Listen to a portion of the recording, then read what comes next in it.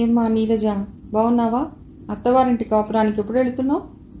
చేటతో గోధుమలు బాగు చేసుకుంటున్న మహాలక్ష్మి అడిగింది. రేపు కొత్త కాపురానికి హైదరాబాద్ వెళుతున్నానండి. తీసుకువెళ్ళటానికి ఆయన వచ్చారు. కానీ కట్నం లేకుండా మగుడిని సంపాదించుకున్నావు. అదృష్టం అంటే నీదే. మా అఖిలకి ఎంత కట్నం పోయాలో, సంబంధం కోసం ఎక్కడెక్కడ తిరగాలో. మొన్న ఏదో సంబంధం వచ్చిందని పెళ్లి చూపులు అయ్యాయని విన్నాను. ఏమన్నారు వాళ్ళు?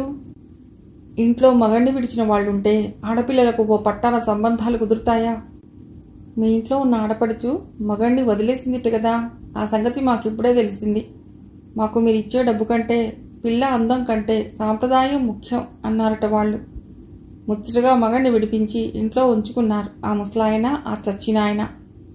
ఇప్పుడు నా పిల్లలకి పెళ్లిళ్ళు చేసేసరికి నాకు చావు వచ్చేటట్టుంది అని దండకం చదివింది మహాలక్ష్మి. భర్త పోయాక మహాలక్ష్మిలో చిత్రంగా మార్పు వచ్చింది. మామచాటు కోడలు, భర్తచాటు భార్య కాదిప్పుడు. ఆ ఇంటికి సర్వాధికారిణి. ఇదివరకు మగడి భయానికి అణిగి ఉన్న ఇష్టాలన్నీ ఇప్పుడు యథేచ్ఛగా బహిర్గతమవుతున్నాయి. మగడిని విడిచి పుట్టింట తిష్టవేసిన ఈ ఆడబిడ్డ పట్ల ఆమెకెప్పుడూ ఆపేక్ష లేదు. తన పిల్లలకి బాలింతగా చూలింతగా ఉన్నప్పుడు తనకు నానా చాకరీ చేసినా పుట్టింట పడి తినటం లేదా? చేస్తుంది, తిన్నదరగటానికే కదా అనుకునేది. కొడుకుపోయిన దిగులుతో రోజులు లెక్క పెట్టుకుంటున్న ముసలాయనికి ఇంటి విషయాలు గాని ప్రపంచ విషయాలు గాని పట్టడం లేదు. పిల్లల సత్తాయింపు, మీదబడిన ఇంటి బాధ్యతలు మహాలక్ష్మిని మొరటుగా దురుసుగా తయారు చేశాయి.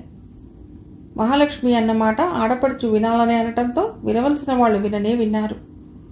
కొద్ది రోజులుగా వదినగారిలో వచ్చిన మార్పును గ్రహిస్తూనే ఉంది త్రిపుర.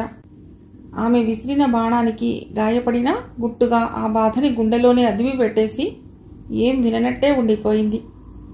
నీరజ, అఖిల మట్టుకు విలవిల్లాడిపోయారు మహాలక్ష్మి మాటకు. రేపు నేను హైదరాబాద్ వెళుతున్నాను. అజిత్ బాబుకు మీరేమైనా చెప్తారా? నీరజ లోపలికి వచ్చి అడిగింది. అఖిల మీద ఆశ వదులుకోమని చెప్పు. ఆ మాటకి అఖిల మొహంలో కదలాడిన బాధ చూసేసరికి నీరజకి చెప్పలేనంత జాలేసింది.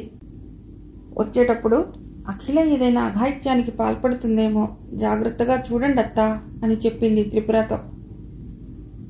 2 నెలల తర్వాత ఒకరోజు అజిత్ పని మీద బయటకు వెళ్లి ఇంటికి వచ్చేసరికి నీరజ వచ్చి ఉంది.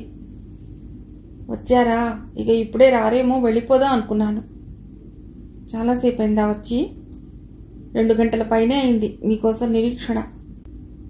త్రిపురకి బాగా లేదుటరా, ఆగలేకపోతున్నట్లుగా అంది యశోదమ్మ. ఏమైంది? జాండీస్. బాగా ముదిరిపోయినట్టున్న ఆ పల్లెలో ఆకుపసర్లు మింగి మింగి ఆవిడ ప్రాణం వాటికే అంకితం చేసేటట్టుంది. అన్నగారుంటే ఏదైనా మరో ఆలోచన చేసేవాడేమో గాని ఆయన లేడు. ఇంట్లో ఉన్నదెవరికి? ముసలాయన కొడుకు మరణంతో ఓ పెద్ద పర్వతం కింద అణగారిన మనిషిలా నిస్సహాయుడయ్యాడు. వదినగారు ఇలాంటి విషయాల్లో తెలివిగా ఆలోచించే మనిషి కాదు అని చెప్పింది నీరజ. మనమేం చేయగలంరా? మనం బొత్తిగా పరాయి వాళ్ళమా వాళ్లకు? అసలు పడని వాళ్ళం. బాధగా అంది యశోదమ్మ. ఇలాంటి వాటిలో వాళ్ల మూర్ఖం నాకు బాగానే తెలుసు. చెప్పులు విడిచి కూర్చున్నవాడు లేచాడు అజిత్. నేను వెళ్ళి పిన్నిని తీసుకొస్తాను నాయనమ్మా. మీరు భోజనం చేయలేదనుకుంటాను, నీరజ ఆందోళనగా అంది. పర్వాలేదు, ఒక్క పూట తినకపోతే ఏదో అయిపోయే శరీరం కాదు నాది. అయ్యో, పిల్లవాడు తిన్నాకైనా చెప్పాను కాదు, నొచ్చుకుంది యశోదమ్మ. ఒక్క పూట భోజనం ఎక్కువ, పిన్ని ఎక్కువ నాయనమ్మ. టేబుల్ మీద పెట్టిన కార్తాళాలు అందుకుని చకచకా వెళ్ళిపోయాడు అజిత్. యశోదమ్మ ఆందోళనగా, వాళ్ళు త్రిపురని పంపిస్తారంటావా అమ్మాయి అని అడిగింది. కొడుకుతో పాటు కూతుర్ని చంపుకుంటాడా ముసలాయన? వదినగారికి మాత్రం సరైన మందులేక ఆడపడుచు కన్నుమూయడం ఇష్టమా? పేచి వచ్చేదల్లా త్రిపురత్తనుండే అనుకుంటా. అన్నగారికి మళ్ళీ ఆవిడికి ఆసుపత్రులంటే పడదు. పోతే ఎప్పుడో తెగదెంపులు చేసుకున్న భర్త కొడుకొచ్చి తనని ఆదుకుంటానంటే ఆవిడ అభిమానంతో ఒప్పుకోకపోవచ్చు. దానికి ప్రాణం కంటే ఆత్మాభిమానం ఎక్కువ. దాని సంగతి నాకు బాగానే తెలుసు. దాని మూలంలోనే ఆ తెగులుంది. మీరు ఆ మూలం నుండి వచ్చిన వాళ్ళేగా బామ్మగారు. నాకు జీవితం చాలా పాఠాలు నేర్పిందమ్మాయి. నిజమే, త్రిపురత్తది ఆ ఇంట్లో వాళ్ళది ఒకటే పాఠం. ఏ పాఠాలు నేర్చుకోవటానికి ఒప్పుకోరే. కానీ అక్కడ అజిత్కు వీళ్ళు బొత్తిగా ఊహించని పరిస్థితి ఎదురయ్యింది. త్రిపురకి జ్వరంతో స్మారకం లేదసలు. అజిత్తో పంపించడానికి మహాలక్ష్మి అస్సలు ఒప్పుకోలేదు. మేమేదో మందులిప్పించక చంపినట్టు నువ్వొచ్చి ఉద్ధరిస్తున్నట్టుగా ఇన్నాళ్ళు ఆమె మంచి చెడ్డలు చూసిన వాళ్ళం. ఇప్పుడు చూడమా, ఇవాళ ఉదయమే సీతాపతి వచ్చి మందిచ్చి వెళ్ళాడు. సీతాపతి అంటే మామూలు వైద్యుడేం కాదు. చుట్టుపక్కల రాష్ట్రాల నుండి వస్తారు అతడి దగ్గరికి పసరికలు మందు కోసం. ఎక్కడెక్కడి వాళ్ళో ఆయన కారులో తీసుకెడతారు. 2 రోజులు మా తమ్ముడు ఆయన ఇంటి దగ్గర పొడిగాపులు పడి ఆయన్ని పట్టుకొచ్చాడు. ఇవాళ ఉదయమే ఆయన మందిచ్చి వెళ్ళాడు. తగ్గిపోతుందని చెప్పాడు. పరిస్థితి చూస్తే ఆమె చెప్పినంత మామూలుగా ఏం లేదు. త్రిపుర పచ్చగా పాలిపోయినట్టుగా ఉంది. పసుపులో అద్దె తీసినట్టుగా ఉంది. దానికి తోడు స్మారకం లేకుండా జ్వరం. అజిత్తో పాటు అక్కడికి వచ్చిన ప్రభాకరం ఆవిడ ఆడపడుచు ప్రాణం కంటే లోకోపవాదులకే ఎక్కువ ప్రాముఖ్యతనిస్తోంది. కచ్చాకు పుచ్చాకు పసర్లు పోసే ఆవిడ ఆరోగ్యాన్ని ఈ స్థితికి తెచ్చారు. ఆవిడను నువ్విప్పుడు వదిలేసి వెళ్ళావంటే మళ్ళీ ఆమెను ప్రాణంతో చూస్తావనేది కల్లా అన్నాడు. వాళ్ళు పంపించమంటే నేనేం చేయగలను? బలవంతంగా ఎత్తుకెళ్ళలేను కదా. అజిత్ నిస్సహాయంగా అన్నాడు. ఈ ఆడవాళ్ళు ఎంత లౌక్యంగా దూరంగా ఆలోచించగలరు? కొద్ది నెలల క్రితం సరిగ్గా ఇదే పరిస్థితి ఇక్కడ. గుండెలో నొప్పితో గిలగిలలాడుతున్నాడు విశ్వేశ్వర శాస్త్రి. పట్నం తీసుకువెడదామండి అన్నావు నీ అంతట నువ్వు ముందుకొచ్చి. అప్పుడు ఈవిడ నిన్ను దేవుడిగా స్తుతించింది. భర్తను తీసుకుని చొప్పున నీ కారులో వచ్చేసింది. అది ఇంటి భారం మోసే మగ ప్రాణమైతే, ఇది చస్తే భూమికి భారమే తగ్గుతుందనే ఆడప్రాణం. అది ఆడపడుచు ప్రాణం. ఇన్నాళ్ళు ఆవిడ మంచి చెడ్డలు చూసిన వాళ్ళం ఇప్పుడు చూడమా అన్న దర్పం. ఎవరి నుండైతే త్రిపుర దగా పడిందో చివరికి వాళ్ల చేతికి ఆమెను అప్పగించడానికి అభిమానం. ఇలాంటి సమయంలోన ఆ పట్టింపు, అభిమానం? అజిత్ భిన్నవదనంతో అన్నాడు. ఈ ఇంటి మనుషులు ఎంత మూర్ఖులో ఇదొక ఉదాహరణ. ముసలాయన్ని అడుగుదాం. ఆయన ఒప్పుకుంటే ఈవిని అడిగేదేముంది? ఇప్పుడో అప్పుడో రాలిపోయే పండుటాకులా ఉన్నాడు పరమేశం. హఠాత్తుగా ఎన్నో ఏళ్లు మీదికి విరుచుకుపడ్డట్టుగా అయిపోయాడు. పరిస్థితి ఆయనతో చెప్పాడు ప్రభాకరం. ఇంకా ఎన్ని చూడాలో నేను. పిల్లల ముందు నేను వెళ్ళిపోయే భాగ్యం భగవంతుడు నాకు ఇవ్వనట్టుగా ఉంది. ఈ మధ్య బాగా చూపు తగ్గిపోయిన పరమేశం కళ్లలో నీళ్లు చిమ్మాయి. మీరు అధైర్యపడకండి. త్రిపుర సుందరిని అజిత్ చేతిలో పెడితే ఆమెను సంపూర్ణ ఆరోగ్యవంతురాల్ని చేసి తిరిగి మీకు అప్పగిస్తాడు. అజిత్ తండ్రి గారి వల్ల ఆమె జీవితానికి ఇంతైనా అన్యాయం జరిగిందనుకుంటే అజిత్ దానికి పరిహారం చెల్లిస్తున్నాడనుకోండి. కోడలు ఇష్టపడటం లేదంటున్నావు కదా ప్రభాకరం. ఇంటి బాధ్యతల నుండి కొడుకు బతికి ఉండగానే తప్పుకున్నవాణ్ణి ఇవాళో రేపో రాలిపోయే పండుటాకు నేను. ఆమె బాధ్యత నేను తీసుకోలేను. ఆమె మంచి చెడ్డ వదినగారే చూడాలి. ఆమె మాట ప్రకారం నడుచుకోవటమే మంచిది. త్రిపుర సుందరి బ్రతికితే కదా ఆమె మంచి చెడ్డ చూడటం. త్రిపుర పోతేనే సమస్య ఉండదు నాయనా. ఇంతకాలం నేను మోసాను, అన్న మోసాడు, ఇప్పుడు కోడలు, ఆమెకే గంపెడు సంతానం. త్రిపురని మోయడం కూడా కష్టం కదా. ఎంత దారుణంగా మాట్లాడుతున్నారు తాతగారు. ఏ జన్మ బంధమో త్రిపుర పిన్ని అంటే నాకు ప్రాణ సమానంగా కనిపిస్తుంది. త్రిపుర పిన్నిని మీరెవ్వరూ ఇక మోయనక్కర్లేదు. ఆమె నాకు అప్పగించేసి మీరు నిశ్చింతగా ఉండండి దగ్గుత్తికతో అన్నాడు అజిత్. ఇన్నేళ్ల తర్వాత ఇప్పుడు ఎలా కుదురుతుంది నాయనా? మీరు ఒప్పుకున్నా ఒప్పుకోకపోయినా నేను తీసుకువెడతాను పిన్నిని. ఒప్పుకుంటే నేను తీసుకువెళ్ళటంలో దౌర్జన్యం ఉండదు. ఒక మనిషి ప్రాణాపాయంలో ఉంటే రక్షించటానికి ఎవరి అనుమతి అక్కర్లేదు అసలు. తలుపు పక్కన ఉండి ఈ మాటలని వింటూనే ఉంది మహాలక్ష్మి. ఎవరి అనుమతి అక్కర్లేదనగానే ఆవిడ బుస్సుమన్న పాములా వచ్చింది యువతలకి. ఏమిటి, ఎవరి అనుమతి అక్కర్లేదా? ఇది పూర్తిగా మాకు సంబంధించిన వ్యవహారం. కల్పించుకోవటానికి నువ్వెవరు? 25 ఏళ్ల నుండి ఆమె మంచి చెడ్డలు నువ్వు చూసావా? మగడు విడిచిన ఆడదాన్ని భరించడం అంటే మాటలు కాదు. అది మగడిని విడిచిందేమో గాని ఒక్కనాడు ఒక్క నలుపు వచ్చే పని చేయలేదమ్మా బాధగా అన్నాడు పరమేశం. ఆమె చావు బతుకుల్లో ఉంటే ఆమె మంచిదా చెడ్డదా అన్న చర్చ అనవసరం అమ్మా. అజిత్ బాబు ఆమెను తీసుకుపోయినంత మాత్రాన మీరు ఇన్నాళ్లు ఆమెను భరించిన కీర్తి ఎక్కడికి పోదు. ఆమెకు కామెర్లు ముదిరాయి. ఇక్కడ ఉంటే ఆమె చచ్చిపోవడం ఖాయం. ఆమె బతికి ఎవరిని ఉద్ధరించేది ఉంది అనుకుంటే అలాగే ఇక్కడ ఉంచేయండి అన్నాడు ప్రభాకరం. అయ్యో, నాకెందుకండి ఇంత అపవాదు? మీరు బతికించేవాళ్ళు, నేను చంపేదాన్నినా? తీసుకెళ్ళండి నాయనా. నాకే ఒక బరువు తప్పుతుంది. ఆడపిల్లలున్న దాన్ని ఎక్కడ సంబంధం చూడబోయినా మీ ఇంట్లో మగడిని వదిలేసిన ఆవిడ ఉందిటిగా అని మొహం పట్టుకు అడుగుతున్నారు. జవాబు చెప్పలేక చస్తున్నాను. అని విసవిసా లోపలికి వెళ్ళిపోయింది. అఖిల కనిపించదే అంటూ లోపలికి వచ్చాడు ప్రభాకరం. లోపలి గదిలో కళ్ళ నిండా నీళ్లు నింపుకుని ఉన్న అఖిల కనిపించింది. ఇక్కడున్నావా? ఏడుస్తున్నావెందుకు? అత్తకేమైనా అవుతుందనా? ఇక్కడుంటే ఘోరం జరిగిపోవటం ఖాయం. కానీ అజిత్ బాబు తీసుకెడుతున్నాడుగా. అతడు ఎంత శ్రమైనా ఎంత డబ్బు ఖర్చైనా ఆమెను బతికిస్తాడు. టైం లేదు. మీ అత్త బట్టలు ఓ సంచిలో పెట్టేవు దబ్బున. అఖిల కన్నీళ్లకు ఒక అత్త మీదే బెంగ కారణం కాదు. అజిత్ వచ్చాడనగానే వాడి కళ్ళబడ్డావంటే చంపేస్తాను అని తల్లి కసిరి కూర్చోబెట్టేసింది. అమ్మ తిట్టిందని బాధ. ఇంటికి వచ్చిన మనిషిని చూడలేకపోతున్నానని బాధ. అఖిల ఏం మాట్లాడకుండా లేచి అత్త చీరలు జాకెట్లు తన సూట్ కేసులో పెట్టించింది. కారులో త్రిపురను పట్టు కూర్చోవటానికి, హాస్పిటల్లో ఆమె పనులు చూడటానికి తమ పని మనిషిని పంపాడు ప్రభాకరం.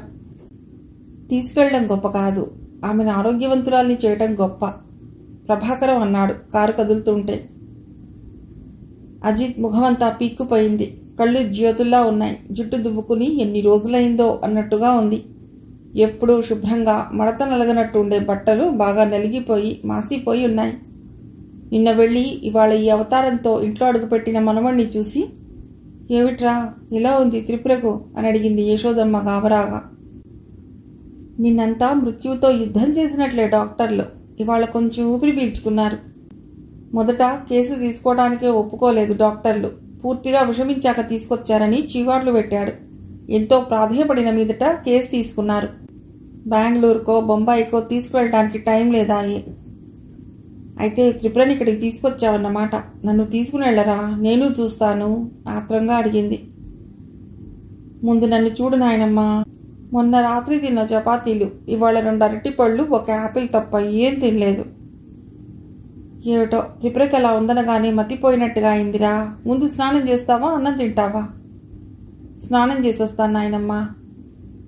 స్నానం భోజనం కోసం ఇంట్లో ఉన్న గంట సేపటిలో హాస్పిటల్కి 2 సార్లు ఫోన్ చేసి త్రిపుర పరిస్థితి గురించి తెలుసుకుంటూనే ఉన్నాడు అజిత్. 2 రోజుల తర్వాత త్రిపురకి మనుషుల మీద స్పృహ కలిగింది. కళ్ళు తెరిచి చూడటం మొదలెట్టాక పరిసరాలు కొత్తగా కనిపించాయి. మంచం పక్కన కొంగుపరుచుకు పడుకున్న రత్తి త్రిపుర కదలటం చూసి చప్పున లేచింది. ఏం తల్లి, ఎలా ఉంది?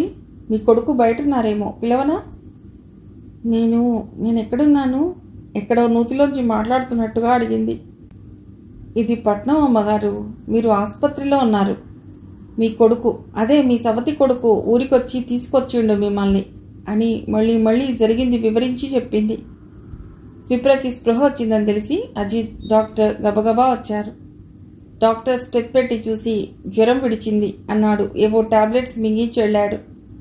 అజిత్ త్రిపుర పక్కన కూర్చుని జ్వరం వల్ల చిక్కిపోయిన ఆమె చేతిని ఆప్యాయంగా నొక్కసాగాడు. ఆ రోజంతా జ్వరం లేకపోయినా మరుసటి రోజు మళ్లీ వెచ్చబడసాగింది. నా కోసం నువ్వు అనవసరంగా శ్రమపడుతున్నావు. నేను బతకాలని కూడా నాకేం లేదు. కానీ నాకొక్క కోరిక మిగిలిపోయింది. ఆ కోరిక తీరకుండానే చనిపోతే నా ఆత్మ పరితాపంతో ఇక్కడిక్కడే తిరుగుతూ ఉంటుందేమోనని నా భయం. చెప్పు పిన్ని. ఈ మలిసంధ్యలో నిలబడి వెనుదిరిగి చూస్తే మీకెవ్వరూ కనిపించడం లేదా అని అడిగా ఒకనాడు. జ్ఞాపకం ఉందా? ఉంది పిన్ని. జీవితం చివరి మట్టు మీద నిలబడి ఉన్నాననుకుంటాను. ఒక్కసారి ఆయన్ని చూసి వెళ్ళిపోదామనుంది. సుందర్ అని మీ నాన్నగారితో పాటు డాక్టరీ చదివారు. నీకు ఇదివరకు ఆయన గురించి చెప్పాననుకుంటాను. ఎక్కడుంటారు పిన్ని ఆయన? వాళ్ళ ఇంటికి నేను 2-3 సార్లు మాత్రమే వెళ్ళాను. హిమాయత్ నగర్లో ఉండేది వాళ్ళ ఇల్లు. ఆ కాలంలో వాళ్ళది పెద్ద మేడ. ఇంతకు మించి ఇంటి అడ్రస్ చెప్పలేను. కనుక్కుంటాను పిన్ని. డాక్టర్ వచ్చి చూసి ఇంజెక్షన్ ఇచ్చి వెళ్ళాడు. అజిత్ ఆయనతో పాటు కన్సల్టింగ్ రూమ్కి వచ్చి కూర్చున్నాడు. మీరు మెడిసిన్ ఇక్కడే చదివారా? ఎందుకు? అవసరం ఉంది. ఇక్కడే ఉస్మానియాలో చేశాను. మీది ఏ సంవత్సరం బ్యాచ్? చెప్పాడు డాక్టర్. నాన్నగారు మీకు తెలుసుననుకుంటాను. మీరు ఆయన కంటే సీనియర్ అనుకుంటాను. 2 సంవత్సరాలు తను నాకంటే జూనియర్. సుందర్ అని మెడిసిన్లో నాన్నగారికి క్లాస్మేట్. ఆయన గురించి మీకేమైనా తెలుసా? సుందర్ గురించి తెలియదు కానీ రఘువీర్ అని ఇప్పుడు సిటీలో ప్రముఖ హార్ట్ సర్జన్ మీ నాన్నగారి బ్యాచ్.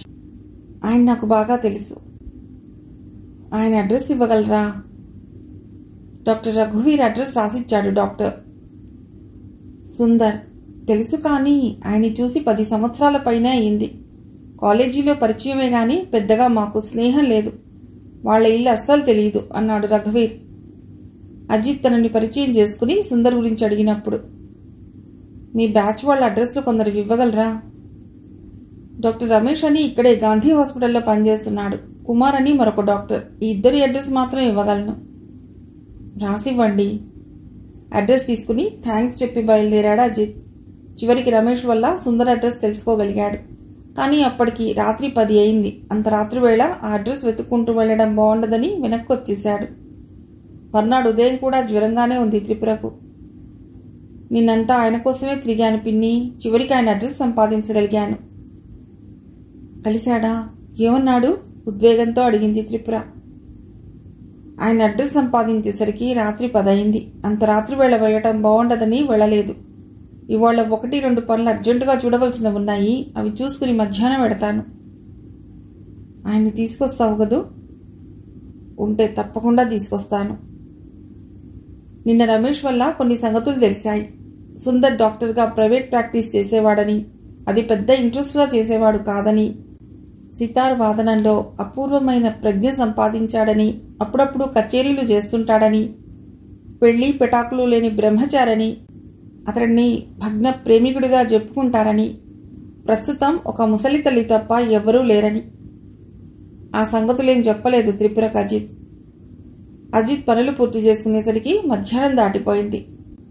ఇంటికి వచ్చి ఆదరా బాదరాగా భోజనం చేసి బయలుదేరాడు. గేట్ దగ్గరే ఉంది డాక్టర్ సుందర్ MBBS అన్న నేమ్ ప్లేట్. పాతకాలం నాటి మేడ. అజిత్ కారు దిగి గేట్ తెరుచుకుని లోపలికి వెళ్ళాడు. తలుపులు మూసి ఉన్నాయి. కాలింగ్ బెల్ నొక్కాడు. ఎవరు అంటూ తలుపు తెరిచింది 30 ఏళ్ల వయస్సున్న ఓ యువతి. డాక్టర్ సుందర్ గారు ఉన్నారా? ఉన్నారు. లోపలికి వచ్చి కూర్చోండి. మావయ్యకి చెబుతాను. ఆమె లోపలికి వెళ్ళి 5 నిమిషాల్లో తిరిగి వచ్చింది. మిమ్మల్ని గదిలోకి తీసిరమ్మన్నారు. లేచి ఆమెను అనుసరించాడు అజిత్. సుందర్ లుంగీ బనియని మీద మంచం మీద పడుకునున్నాడు. మేనకోడలి సాయంతో నెమ్మదిగా లేచి కూర్చున్నాడు. ముఖం చూస్తే జబ్బుపడి అప్పుడే లేచిన మనిషిలా ఉంది. అజిత్ తనని పరిచయం చేసుకున్నాడు. డాక్టర్ మల్లికార్జున్ కొడుకుని. పేరు అజిత్ కుమార్. నాన్నగారు మీ గురించి చెప్పారు. మీరు ఆయనకి ఒకనాడు ప్రియమిత్రులని, ఒకసారి మిమ్మల్ని కలుసుకుందామని వచ్చాను మృదువుగా చెప్పాడు. అలాగా, చాలా సంతోషం బాబు. సుందర్ ముఖంలో ఆనందం వెలివిరిసినట్టుగా అయింది. మీ అమ్మ నాన్న న్యూయార్క్లోనే ఉన్నారా? ఇంకొద్ది రోజుల్లో నాన్నగారు ఇండియా వచ్చేస్తున్నారు. ఇక్కడే నర్సింగ్ హోమ్ ఓపెన్ చేశారు. తమ నర్సింగ్ హోమ్ కోసం బిల్డింగ్ కట్టివ్వటం, నాయనమ్మ కోసం తను ఇక్కడ ఉండిపోవటం, కొన్ని సంగతులు చెప్పి మీకు సుస్థి చేసిందా అని అడిగాడు. మొన్ననే హాస్పిటల్ నుండి డిశ్చార్జ్ అయ్యి వచ్చాను. కాలికి ఇంకా నొప్పి తగ్గలేదు. ఏమైంది?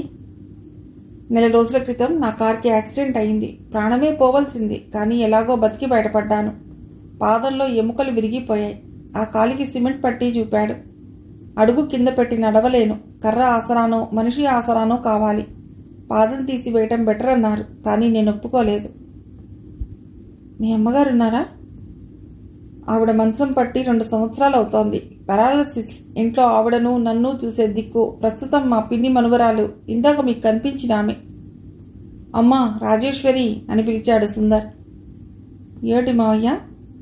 కాఫీ తీసిరా అమ్మా.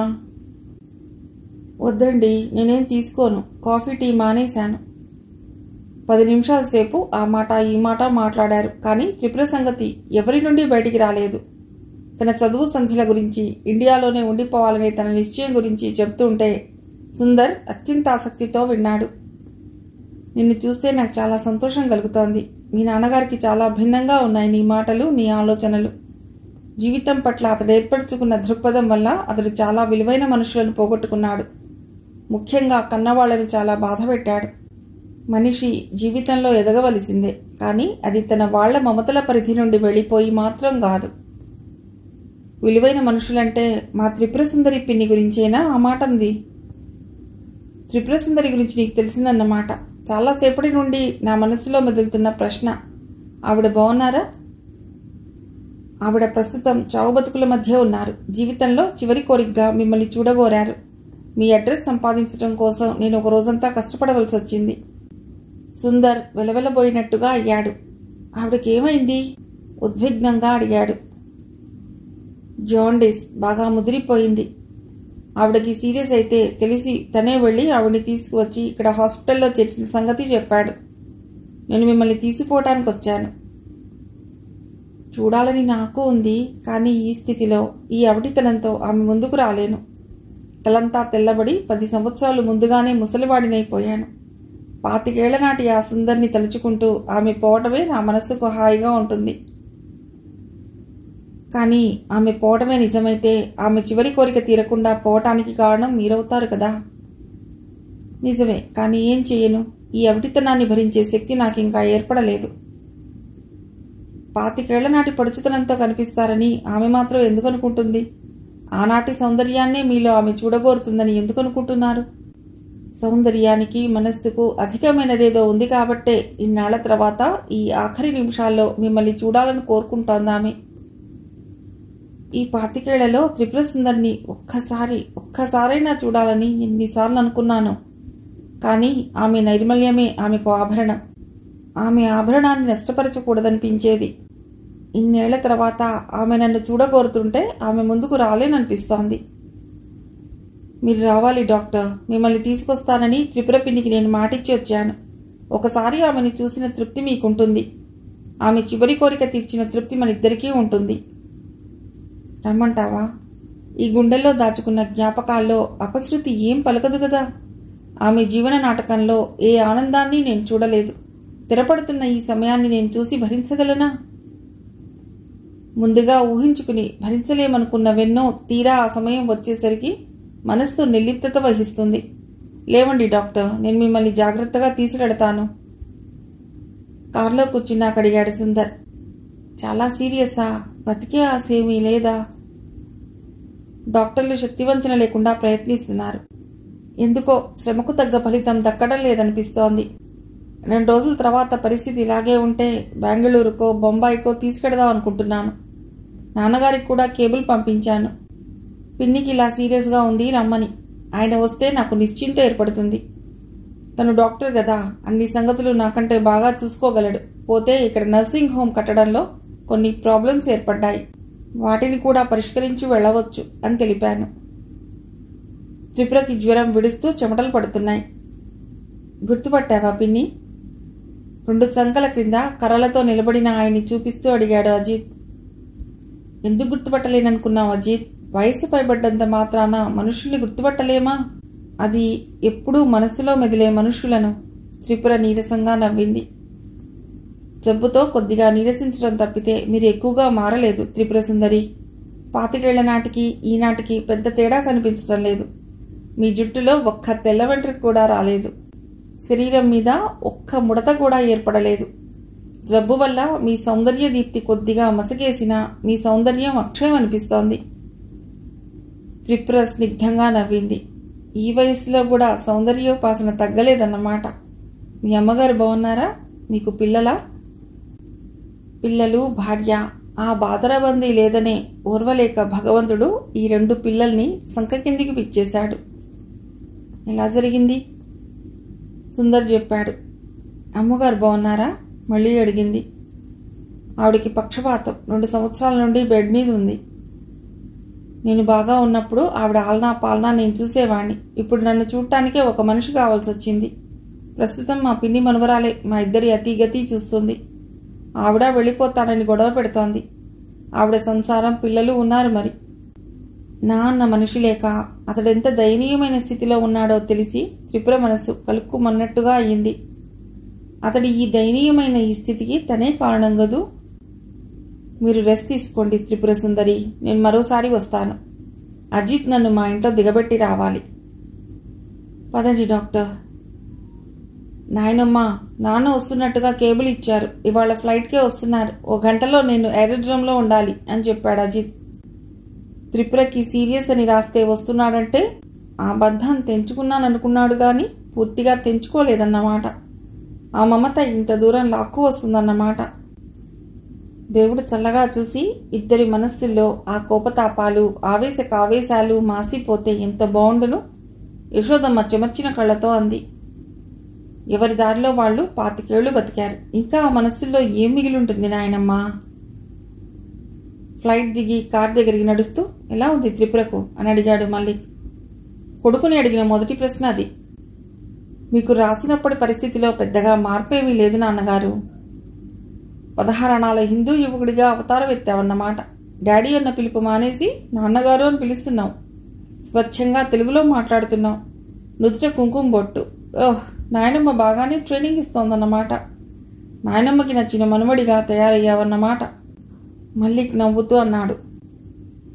మీరు ఈ దేశంలో పుట్టి పెరిగి ఆ దేశాన్ని ప్రేమించి గౌరవించారు. నేను ఆ దేశంలో పెరిగి పెద్దవాడినే ఈ దేశాన్ని గౌరవిస్తున్నాను. మీకు నాకు పెద్ద తేడాయే ఉంది నాన్నగారు.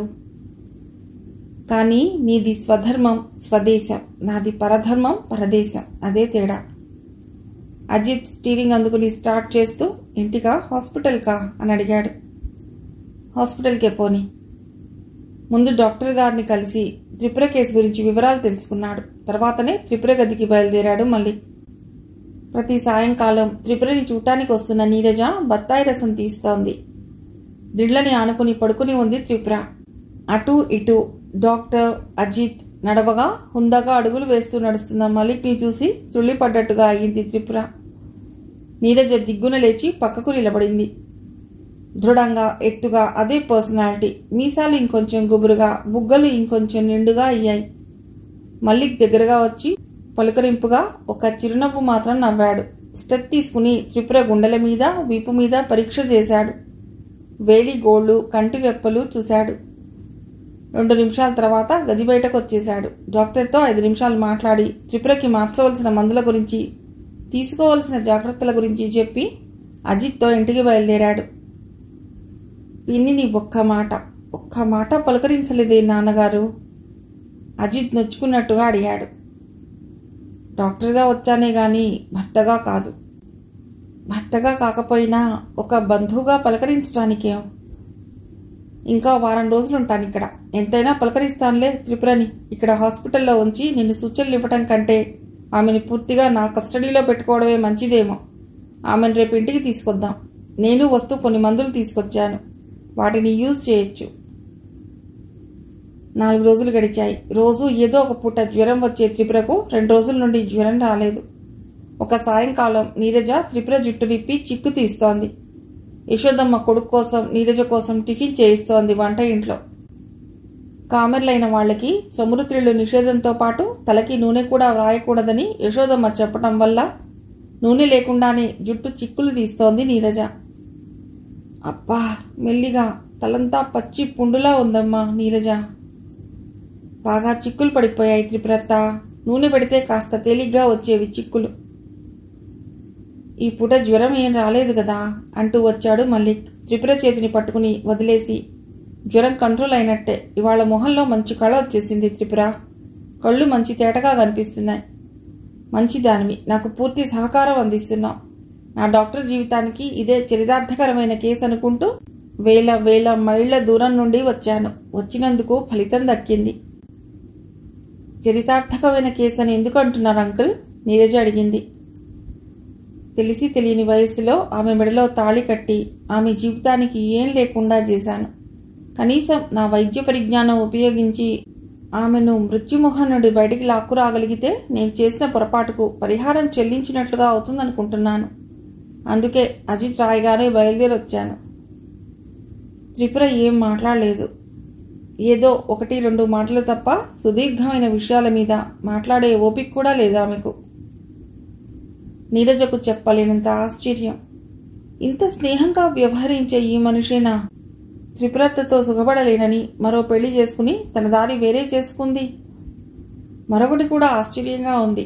50 ఏళ్ల వయస్సులోనూ 30 ఏళ్ల యువకుడిలా అతడెంతో చలాకీగా చురుగ్గా ఉన్నాడు. జుట్టులో తెల్ల వెంట్రుకలు ఆక్రమణ ఇంకా మొదలెట్టలేదు. మనిషి ఎంతో దృఢంగా హుందాగా ఉన్నాడు. త్రిపురత్త ఈయన 10-12 ఏళ్ల క్రితమే వయస్సు ముందుకు నడవటం ఆపేశారా అనిపిస్తుంది. మల్లిక్ అప్పుడే వచ్చి కూర్చుని వాసుదేవ్తో, అతడి భార్యతో ఆ మాట ఈ మాట మాట్లాడుతున్నాడు. సాధన బయట నుండి వచ్చి చూసి చూడనట్టుగా పైకి వెళ్ళిపోతోంది. అంకుల్ వస్తే ఏమీ మాట్లాడకుండానే వెళ్ళిపోతావేమే అని పిలిచింది తల్లి. వచ్చి మౌనంగా నిలబడింది సాధన. ఏమ్మా, బావ ఏమంటున్నాడు? అఖిలాండేశ్వరి అఖిలాండేశ్వరి అని మంత్రజపం చేస్తున్నాడు. ఊరుకో సాధన, అలాంటి విషయాలు అంకుల్తో చెప్పడం ఎందుకు? రాధ కసిరింది. చెప్పక భయం ఏమిటమ్మా? ఆ సంగతి కప్పిపుచ్చి నన్ను బావకిచ్చి చేయాలనుకుంటున్నారేమో. అదేం కుదరదు. నేను సస్తే చేసుకోను బావను. టక్కమని మాట్లాడి చెరాలన వెళ్ళిపోయింది సాధన. శక్తి ఉపాసన ప్రారంభించాడేమో అనుకున్నాను, కానీ మీ మాటల వల్ల అది కాదనిపిస్తోంది. అఖిలాండేశ్వరి ఎవరు? అడిగాడు మల్లిక్. మీ మొదటి భార్య మేనకోడలు అంటూ వివరాలు చెప్పింది రాధ. అజిత్ ఆ పిల్ల విషయంలో చాలా ఆసక్తి కనబరుస్తున్నాడు. మత్స్య మాంసాలు మానేయటం, సదాచార పరుడిలా ముఖాన బొట్టు, పూజలు, యోగాసనాలు ఇవన్నీ వాళ్ళ నాయనమ్మని మెప్పించటం. ఆ అమ్మాయి కోసమే అతడి పాటలు పడుతున్నాడని అనుమానం వచ్చింది. అమ్మాయి బాగుంటుందా? మీ మొదటి భార్యలాగానే చాలా అందగత్తెలండి. అయినా వాళ్ళకి మనకు ఎక్కడ కలుస్తుంది? మీరంతా ఒకటైపోతున్నారు. మేము మా భావనే పరాయి వాళ్ళవైపోయేటట్టున్నాం. అజిత్కి ఆ సవతి తల్లి మీద ఎంత ఆపేక్ష. అజిత్ వెళ్ళి ఆమెను వైద్యం చేయించడం కోసం తీసుకొస్తే ఆమెకు వైద్యం చేయడం కోసం మీరు అన్ని వేల మైళ్ల నుండి పరిగెత్తుకొచ్చారు. ఇదంతా ఏమనుకోవాలి? భార్యాభర్తల బంధం తెగనిది అనుకోవాలి అన్నాడు వాసుదేవ్ కొంచెం నిష్ఠురంగా. ఈ మధ్య భావన ఉత్తరం రాసిందన్నగారికి. తనకి ఇండియా రావటం బొత్తిగా ఇష్టం లేదని, ముఖ్యంగా తన కూతురికి ఇష్టం లేదని, అది అక్కడే చదువుకోవడానికి ఇష్టపడుతోందని, కనీసం దాని చదువు పూర్తి చేసే వరకైనా అక్కడుందామంటే మళ్ళీ ఒప్పుకోవటం లేదని, ఈ మధ్య ఈ విషయం మీద భార్యాభర్తలిద్దరికీ మనస్పర్ధలు ఏర్పడ్డాయని కూడా రాసింది. అంటే నా పెద్ద భార్యతో కాపురం మొదలు పెడతానని మీరు భయపడుతున్నారా? కొంచెం సీరియస్గా అడిగాడు మల్లిక్. భయం ఏమిటి? జరగబోతున్నది అదే. త్రిపుర గురించి మీరు చాలా తక్కువగా అంచనా వేసినట్లున్నారు. 25 ఏళ్ల తర్వాత కూడా త్రిపుర ఒక నిప్పురవ్వలాగానే ఉందని నా అనుమానం. ఆమెను మగడే కాదు, ఏ మగాడు కూడా చేరలేడు. 2 భార్యలతో కాపురం మజాగా ఉంటుందని నేను సరదా పడ్డా. త్రిపుర అందుకు సహకరించదు. అస్వస్థతగా ఉంది కాబట్టి పౌరుషం పట్టుదల సడలించుకుందే గాని, లేకపోతే అజిత్ వైద్యం కోసం తీసుకురాగలిగేవాడు కాదు. చాలా మంకుతనం మనిషి. ఆవిడ మీద మీకు చాలా గౌరవం ఉన్నట్లుంది అన్నగారు అడిగింది రాధ. మారుతున్న కాలానికి అనుగుణంగా మారిపోయిన మనిషి నేను. దేశకాల పరిస్థితులకు లోబడని మనిషి ఆమె. అయినా కూడా ఆమెను కించపరచవలసిన అవసరం లేదు. స్వచ్ఛమైన వ్యక్తిత్వం ఆమెది. భర్త లేకపోయినా సరే, కాపురం లేకపోయినా సరే, తను నమ్మిన దాన్ని వదలని మనిషి ఆమె. అజిత్ ఆ పిల్లను పెళ్లాడతానంటే మీరు ఒప్పుకుంటారా? పెళ్లి విషయంలో సర్వస్వతంత్రాలు అజిత్కుంటాయి. తనకు తగిన పిల్ల అనుకుంటే అతడి నిర్ణయాన్ని నేను కాదనను. మరి భావన ఏమనుకుంటుందో నాకు తెలియదు గాని అజిత్కి వాళ్ళు పిల్లని ఇస్తారా? ఆ సంగతి మాకెలా తెలుస్తుంది? అజిత్కి ఆ పిల్ల అంటే చాలా ఇష్టమని, ఆ పిల్లను మెప్పించడం కోసమే సనాతన బ్రాహ్మడి అవతారం ఎత్తాడని గ్రహించాం. 1 వే ట్రాఫిక్కా? ఆ పిల్లకి అజితుడు అంటే ఇష్టమే అన్నట్లుంది. ఒకరోజు రాత్రి వంటతను కంచంలో వడ్డించిన భోజనం తెచ్చి టేబుల్ మీద ఉంచాడు. మల్లిక్ చేతులు కడుక్కుని వచ్చాడు. అజిత్కి కింద పీట వేసి పుల్కాలున్న ప్లేట్ పెట్టాడు వంటతడు. మల్లిక్ తన కంచం నీళ్లు తీసుకుని వచ్చి కింద బాసిపెట్ట వేసుకుని కూర్చున్నాడు. అజిత్ చేతులు కడుక్కుని వచ్చాడు. కింద కూర్చున్నారు ఎందుకు నాన్నగారు? టేబుల్ భోజనం బోర్ కొట్టిందిరా. పంచ కట్టుకోనప్పుడు, తొందర లేనప్పుడు టేబుల్ మీద భోజనం చేయడం అనవసరం. టేబుల్ మీద భోజనం సూటు బూటు బిడవని వాళ్ల భోజనం అని గ్రహించారన్నమాట. నిన్ను చూశాక చాలానే గ్రహించాన్రా అని చిన్నగా నవ్వి, తిరిగే వయసులో ఈ పులకాల తిండేమిట్రా అని అడిగాడు కొడుకు తిండి చూసి బాధపడుతున్నట్టుగా. ఒక పూట అన్నం, 2వ పూట తేలికైన ఆహారం తీసుకోవటం వల్ల శరీరం, మనస్సు తేలిగ్గా ప్రశాంతంగా ఉంటాయి నాన్నగారు. యోగం, యోగాసనాలు చేసే వాళ్ళకి ఇది ఎంతో అవసరమైంది. చివరికి సన్యాసుల్లో కలిసిపోతావేమిట్రా? నువ్వు పూర్తిగా చెడిపోయావురా ఇక్కడికొచ్చి. ఈ వయసులో నీకు యోగం, యోగాసనాలు ఏమిటి చెప్పు? యోగాసనాలు ఆరోగ్యరీత్యా శరీరానికి చాలా మంచివని చాలా మంది శాస్త్రవేత్తలు ఒప్పుకున్న సంగతేగా. ఇహ యోగం అంటే కేవలం ముక్తి కోసం చేసేదే కాదు నాన్నగారు. యోగం వల్ల మనస్సు మీద, శరీరం మీద అథారిటీ సంపాదించుకోవచ్చు. మనస్సుని మంచి క్రమశిక్షణలో ఉంచగలుగుతాం. ఏమిటో నువ్వు ఎదిగిపోయావో తేల్చుకోలేకుండా ఉన్నాను. ఈరోజు మీ అంకుల్ ఇంటికి వెడితే అక్కడ ఆశ్చర్యకరమైన సంగతి ఒకటి తెలిసింది. ఏమిటి అన్నట్టు చూశాడు అజిత్. మనకి వాళ్ళకి ఆచార వ్యవహారాల్లో చాలా తేడా. అదే పాయింట్ మీద నేను త్రిపుర విడిపోయామని నీకు తెలుసు కదా. నువ్వు అదే గోతిలో పడాలనుకుంటున్నావా? ఇప్పటికీ అప్పటికి ఏమీ మారని ఆ ఇంటి పిల్లని చేసుకుని సుఖపడగలను అనుకుంటున్నావా? తనంటే నాకు ఇష్టమైనప్పుడు తనకు అనుగుణంగా నా పద్ధతులను ఆలోచనలు మార్చుకోవచ్చు కదా. రాధ అబద్ధం చెప్పలేదన్నమాట. ప్రేమించడం మొదలు పెడుతూనే తన జీవితాన్ని ఆ అమ్మాయికి అనుగుణంగా మార్చుకున్నాడన్నమాట. కొడుకు మాటలు ఎప్పుడు చిత్రంగా ఉంటాయి. 25 ఏళ్లు నిండకుండానే ఇతడి ఆలోచనలు తన నుండి విడిపోయి స్వతంత్రంగా పూర్తిగా తనకు విరుద్ధంగా పరిభ్రమిస్తున్నాయి. తన పోలిక ఒక్కటి కూడా రాలేదు ఇతడికి. ఆడది మగవాడికి అనుగుణంగా మారాలి అనే సమాజం మనది. ఆ సమాజానికి నేను కట్టుబడదలుచుకోలేదు నాన్నగారు. నేను నాకంటూ ఒక కొత్త సాంప్రదాయం సృష్టించుకుంటాను. నేను ప్రేమిస్తున్న అమ్మాయి నన్ను ప్రేమించడమే జరిగితే మా 2 జీవితాలు కలవటానికి నా అభిరుచులు ఆలోచనలు అడ్డురానివ్వను. ఈ పెళ్లికి నేను మీ అమ్మ అంగీకరించకపోతే? ఈ విషయంలో సర్వస్వతంత్రాలు నావేనని చెప్పారుగా నాన్నగారు.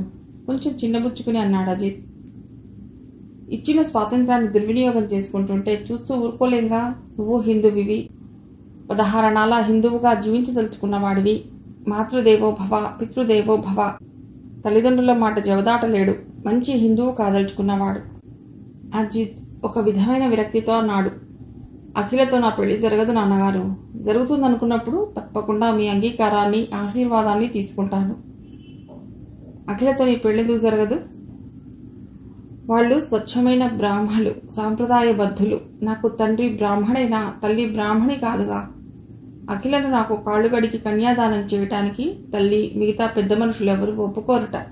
వాళ్ళు ఒప్పుకొనిదే అఖిల నాతో పెళ్లికి అంగీకరించదు. జరిగితే పెళ్లి ప్రేమించిన పిల్లతోనే జరగాలి, లేకుంటే లేదు అన్న నిర్ణయమేం చేయలేదు కదా. మళ్ళీ భయంగా అడిగాడు. ప్రస్తుతం నేను ఈ పెళ్లి అనేది జీవితానికి ఎంతవరకు అవసరం అని ఆలోచిస్తున్నాను నాన్నగారు. ఏదో బాంబు పడ్డట్టుగా ఉలిక్కి పడ్డాడు మళ్ళీ. భగ్న ప్రేమ నేను ఈ ప్రశ్న వేసుకునేటట్టు చేసిందిరా. అక్కర్లేదన్న జవాబు కూడా వచ్చేట్టు చేస్తుంది. చివరికి నువ్వు సన్యాసుల్లో కలిసిపోతావేమోనన్న భయం నిజం చేసేట్లున్నావు.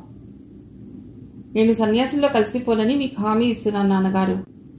ఈ ప్రపంచంలో ఉండి కూడా ఎవరికీ చెందకుండా ఉండటం అంటే నాకు అసహ్యం. నిరర్ధకంగా రాలిపోవటం అంటే అంతకంటే అసహ్యం. అయితే మరో సుందరవు అవుతావా? అంతకంటే సన్యాసి అయితేనే సుఖపడిపోతావు. త్రిపుర తన జీవితపు విలువలు చూసుకుందే గాని ఒక 2 జీవితాన్ని సర్వనాశనం చేసింది తెలుసా. డాక్టర్గా ఎంతో అభివృద్ధిలోకి రావాల్సిన వాడు, కానీ జీవితం పట్ల అతడి ఆశలన్నీ నరికివేసింది త్రిపుర. వాణ్ణి తలుచుకుంటే నాకు హృదయశల్యంగా ఉంటుంది.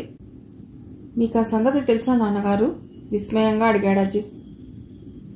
25 ఏళ్ల క్రితమే నాకు ఆ సంగతి తెలుసు. మొన్న నువ్వు సుందర్ని త్రిపుర దగ్గరికి తీసుకొచ్చిన సంగతి కూడా తెలుసు. ఎలా ఉన్నాడో చూద్దామని మొన్న వెళ్ళాను. నువ్వు వచ్చిన సంగతి చెప్పాడు. వాళ్ళమ్మ పాపం మంచంలోంచి లేవలేదు, కానీ బాగానే మాట్లాడగలదు. త్రిపురకు పెట్టని శాపం లేదామె. మా వాడి నిండు 100 బతుకును నాశనం చేసింది రాక్షసి. మరో 10 జన్మలు ప్రేమించిన వాళ్లకు దూరమై అల్లాడిపోవాలి అని ఎన్నెన్ని తిట్టిందో. ఇందులో పిన్ని కావాలని చేసిన నేరం ఏమిటి? సుందర్ అంటే ఆమెకు ఆరాధన, ఆమె అంటే అతడికి అనురాగం. పెళ్లి చేసుకుంటే ఏం పోయింది? ఒక నియమానికి కట్టుబడి నడిచినప్పుడే మనిషికి ఒక విలువ, ఔన్నత్యం. ఆ నియమం తప్పితే మనిషి స్థాయి దిగజారిపోతుంది. ఇవాళ మీరు గౌరవిస్తున్నారంటే, నేను గౌరవిస్తున్నానంటే ఆమె ఆ నియమానికి కట్టుబడి ఉండటమే కారణం. ఇన్నేళ్ల తర్వాత కూడా మీ స్నేహితుడి హృదయంలో ఆమె పొందిన స్థానం పదిలంగా ఉందంటే ఆమె నియమబద్ధురాలు కావటమే కారణం. జీవితాలు తగలబడిపోయాక ఈ నియమాలు నిష్టలు ఎందుకో నాకు అర్థం కావు. వారం 10 రోజుల్లో బాగా కొలుకుంది త్రిపుర. ఆ రోజు సాయంకాలం ఆరుబయట కుర్చీలు వేయించి త్రిపురని కూర్చోబెట్టి తను కూర్చున్నాడు. నీలో చాలా మార్పు కనిపిస్తోంది త్రిపుర. ఆరోగ్యంలోనా? ఆహా, మనిషిలో ఆనాడు లేని సౌమ్యత, సహనం కనిపిస్తున్నాయి. పట్టుబిడుపులు కనిపిస్తున్నాయి. నారాయణ తాతగారు నన్ను చాలా మార్చివేశారు, చాలా బోధ చేశారు. నేను ఆనాటి త్రిపురను కాదని ఒప్పుకుంటున్నాను. ఆ రోజుల్లో ఎక్కడైనా కాస్త కల్మషం కనిపిస్తే సహించలేకపోయేదాన్ని, జుగుప్సతో పారిపోయేదాన్ని. ఇప్పుడు అలా కాదు. కల్మషం కనిపిస్తే కడిగివేసేందుకు పూనుకుని సహనం కలిగేట్టు చేశారు మా తాతగారు. దూరంగా పారిపోవద్దు, సంస్కరించు అని తరచూ చెప్తుంటారాయన. 25 ఏళ్ల కిందట ఈ తెలివే ఉంటే మన జీవితాలు ఇలా విడిపోయేవి కాదు కదా. ఇప్పుడు తవ్వుకుని లాభం ఏమిటి? అయితే ఆ సంగతి ఇక మాట్లాడను. నేను రేపు వెళ్ళిపోతున్నాను కదా, ఫీజు అడుగుదాం అనుకుంటున్నాను త్రిపుర. ఫీజు? విచిత్రంగా అడిగింది. నా చేయి పడ్డాకే నీ ఆరోగ్యం చక్కబడిందని ఒప్పుకుంటావా? అయితే ఫీజు ఇవ్వవలసిందే కదా. ఏమి ఇవ్వాలి? డబ్బు కాదు నేను అడిగేది. మరేమిటి? నేను ఇండియా వచ్చేయడానికి ఇంకో 6 నెలలు పట్టేట్టుంది. అంతవరకు నువ్వు అమ్మ దగ్గర ఉండాలి, ఆమెకు తోడుగా. నేను వచ్చేశాక నువ్వు వెళ్ళిపోదు గాని. మీరొక్కరే వస్తారా? భావన ఇప్పట్లో రాదనుకుంటాను. బేబీ తన చదువు అక్కడే సాగాలని పట్టుబడుతోంది. భావనకి కూడా ఇండియాకి రావటం అట్టే ఇష్టం లేదు. బేబీ చదువు అయ్యాక ఏమవుతుందో గాని ఇప్పుడు మాత్రం రాదు. నేను మాత్రం వచ్చేయవలసిందే.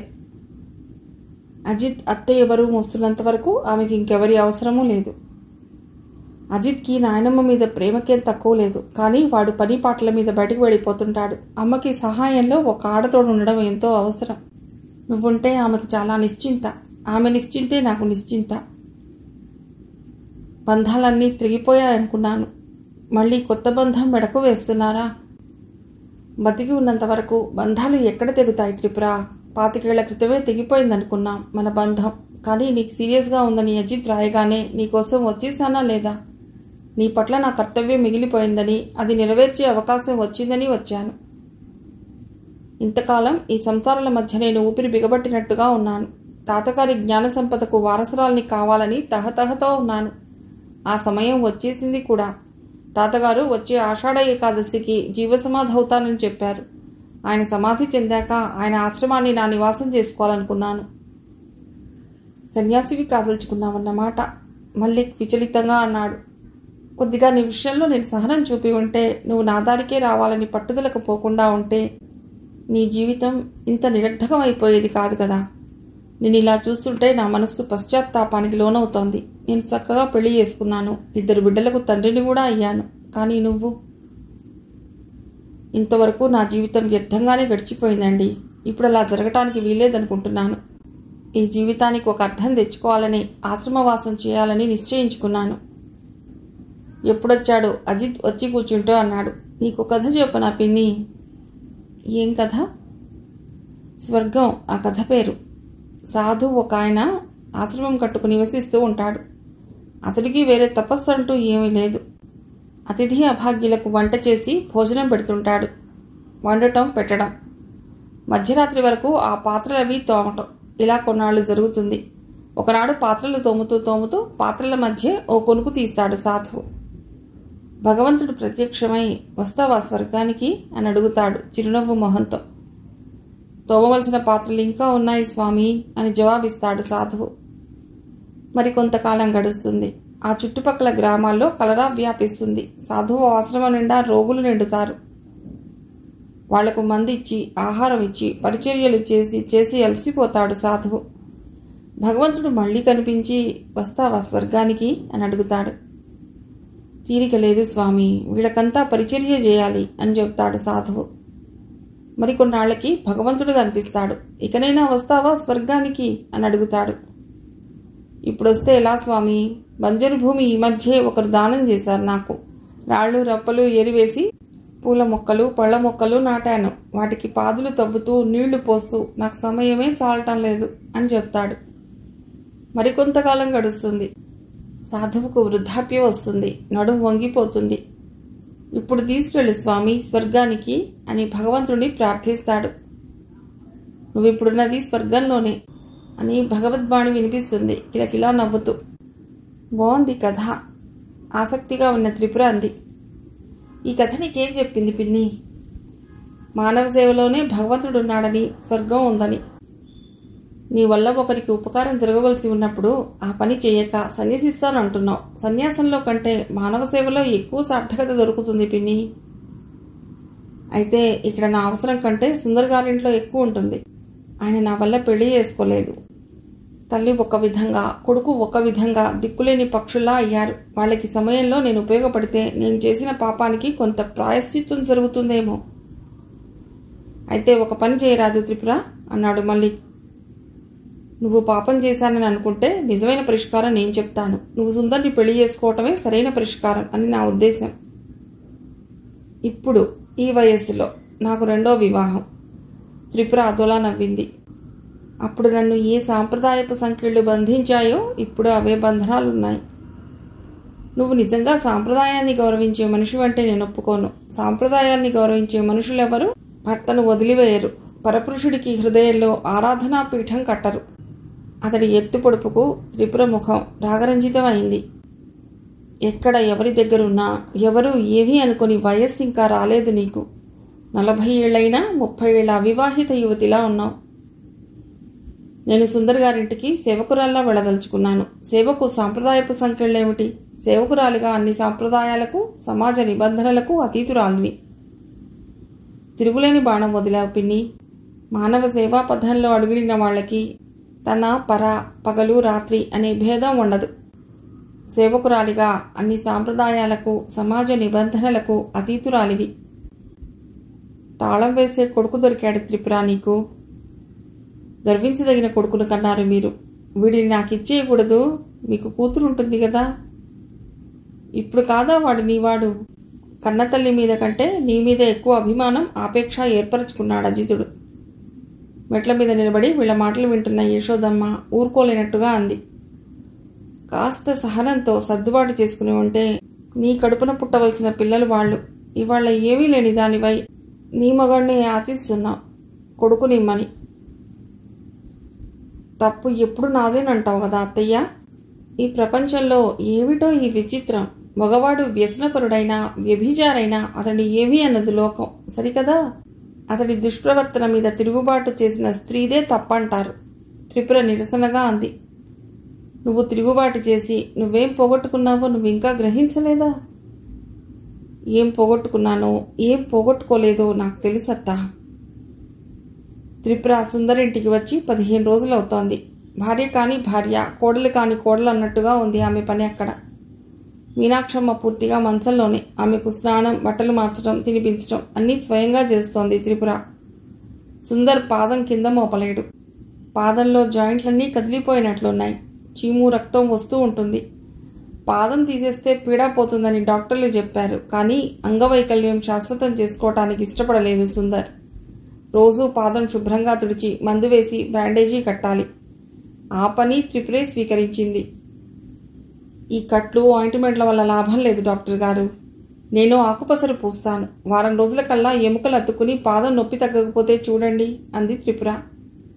అన్నట్టుగానే అజిత్ను నారాయణ తాత దగ్గరికి పంపి ఆకు తెప్పించి పసరు పిండింది.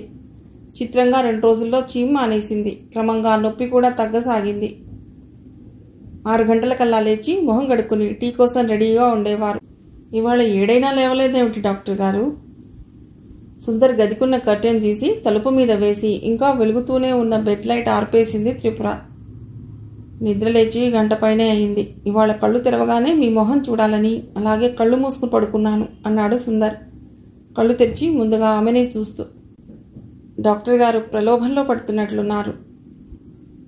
అమ్మ సజీవంగా ఉన్నంతవరకే మీరు ఇక్కడ ఉండటం అని ఖచ్చితంగా చెప్పారు. మీరు నా ఇంట ఉన్నన్న రోజులైనా మీ చెలిమిని, మీ సాహచర్యాన్ని మనసారా అనుభవించనీయరా? ఇదంతా కొద్ది రోజుల్లో విడిపోయే భ్రమ, తేలిపోయే కళ అని ఈ ఆనందాన్ని కూడా దూరం చేసుకున్నా? వ్యధగా అడిగాడు. అయితే మీ ఇష్టం, తర్వాత బాధపడతారని. లేవండిక, మొహం గడుక్కొస్తే కాఫీ కల్పిస్తాను. బ్రష్ మీద పేస్ట్ వేసి ఇచ్చింది. బ్రష్ పళ్ల మీద ఆడిస్తూ బయటకొచ్చాడు సుందర్. తలవాకిట గడప కడిగి పసుపు కుంకుమలు పెట్టి ఉంది. వాకిట్లో నీళ్లు చల్లి చక్కటి ముగ్గు వేసి ఉంది. ఇంటి ముందు ఎంత కళగా ఉందో. ఇల్లు అంత కళగా మారిపోయింది త్రిపుర రాకతో. తెల్లవారేసరికే స్నానం, పూజ అయిపోతుంది త్రిపురకు. సుందర్ మొహం కడుక్కునేసరికి కడిగిన ముచ్చంలా కాఫీ కప్పుతో దర్శనమిస్తుంది. తర్వాత మీనాక్షమ్మ గదిలోకి వెళ్ళి ఆమె ఆలనా పాలనా చూస్తుంది. ఆవిడ పని అయిపోయాక వంట మనిషికి టిఫిన్, వంట ఫర్మాయింపులతో సరిపోతుంది. ఇంట్లో మంచం మీద నుండి లేవలేని రోగిష్టి తల్లి, తనకి యాక్సిడెంట్ కావడం, చేసేవాళ్లు లేక, పలుకరించేవాళ్లు లేక విలవిలలాడుతున్న ఆ దిక్కుతోచని స్థితిలో ఏ దేవతో హఠాత్తుగా ప్రత్యక్షమై మరుభూమిని సస్యశ్యామలం చేసినట్లుగా అయింది. త్రిపుర సేవాపథంలో నడవాలని నిశ్చయించుకుని మొదటి అడుగు తన ఇంట్లోనే వేసి తనను ధన్యుణ్ణి చేసింది. సుందర్ మొహం కడుక్కుని కాఫీ తాగుతూ, ఇవాళ మీ గానం వినాలని కోరికగా ఉంది త్రిపుర సుందరి అన్నాడు. కొంచెం తీరిక అవనివ్వండి, పాడతాను. ఈ పాటి చిన్న చిన్న కోరికలైనా తీర్చకపోతే నేనేం మనిషిని? మీరు చాలా మారిపోయారు త్రిపుర సుందరి. ఆనాటి కఠినత్వం, పట్టుదల ఇవాళ కనిపించడం లేదు మీలో. ఎవరేమడిగినా ఇచ్చే దేవతలా ఉన్నారు మీరు. ఎవరికీ ఏమివ్వకుండా, ఎవరి నుండి ఏం పుచ్చుకోకుండా గడిచిపోయాయి రోజులు. ఈ ప్రపంచం నుండి వెళ్ళిపోయే రోజు దగ్గరగా వచ్చేస్తోంది. మన వెంట వచ్చేదేదో మా తాతగారు ఎప్పుడూ చెప్తుంటారు. ధనధాన్యాలు రావు, పతిస్థుతులు రారు. వచ్చేది ఒక్క మంచి చెడ్డ మాత్రమే. ఏదో కాస్త గబగబా మూటగట్టుకుని వెళ్ళిపోవాలనుంది.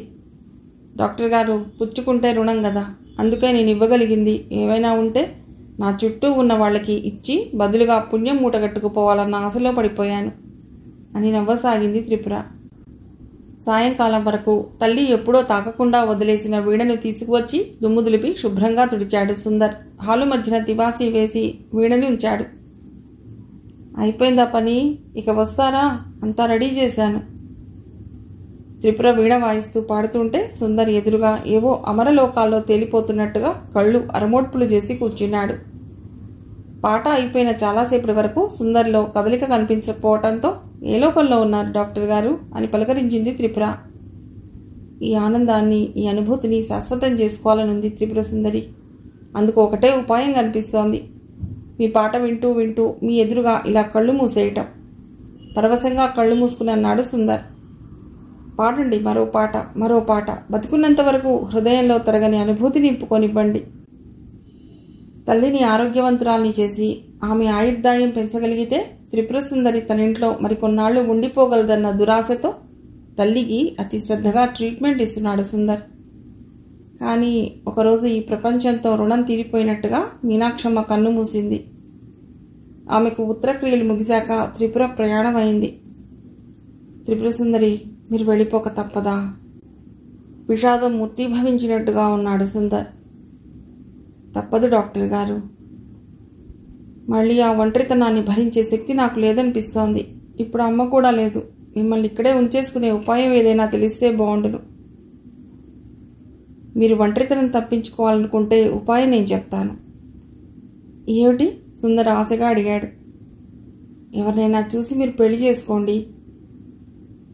ఈ సలహా ఇచ్చేవాళ్ళు లేకే పెళ్లి చేసుకోలేదా? ఇన్నేళ్లు నా కోసం మీరు బ్రహ్మచారిగా ఉండిపోవటం ఒకెత్తు, ఇప్పుడు ఒకెత్తు. ఈ వయసులో మీకు తోడు చాలా అవసరం డాక్టర్ గారు. ఈ వయసులో మిమ్మల్ని చూసేందుకు ఒక మనిషి తప్పకుండా ఉండాలి. భార్య అయితేనే మీకు దగ్గరి మనిషి అవుతుంది.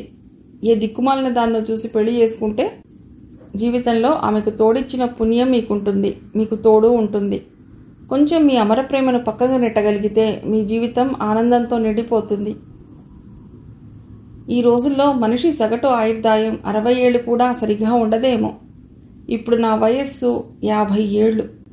బతికితే ఇంకొక 10 సంవత్సరాలు. ఈ 10 సంవత్సరాల కోసం నాకు ఒక పెళ్ళా? 10 సంవత్సరాల కోసం ఒక స్త్రీని విధవను చేసి వెళ్ళానా? ఆహా, అంత స్వార్థపరుణ్ణి కాదు. త్రిపుర సుందరి, మీరు నా ఇంట్లో ఉన్న ఈ 2 నెలల కాలాన్ని తీయని జ్ఞాపకంగా నా హృదయంలో దాచుకుని 10 సంవత్సరాలు కాదు, 20 సంవత్సరాలైనా హాయిగా గడిపేయగలను.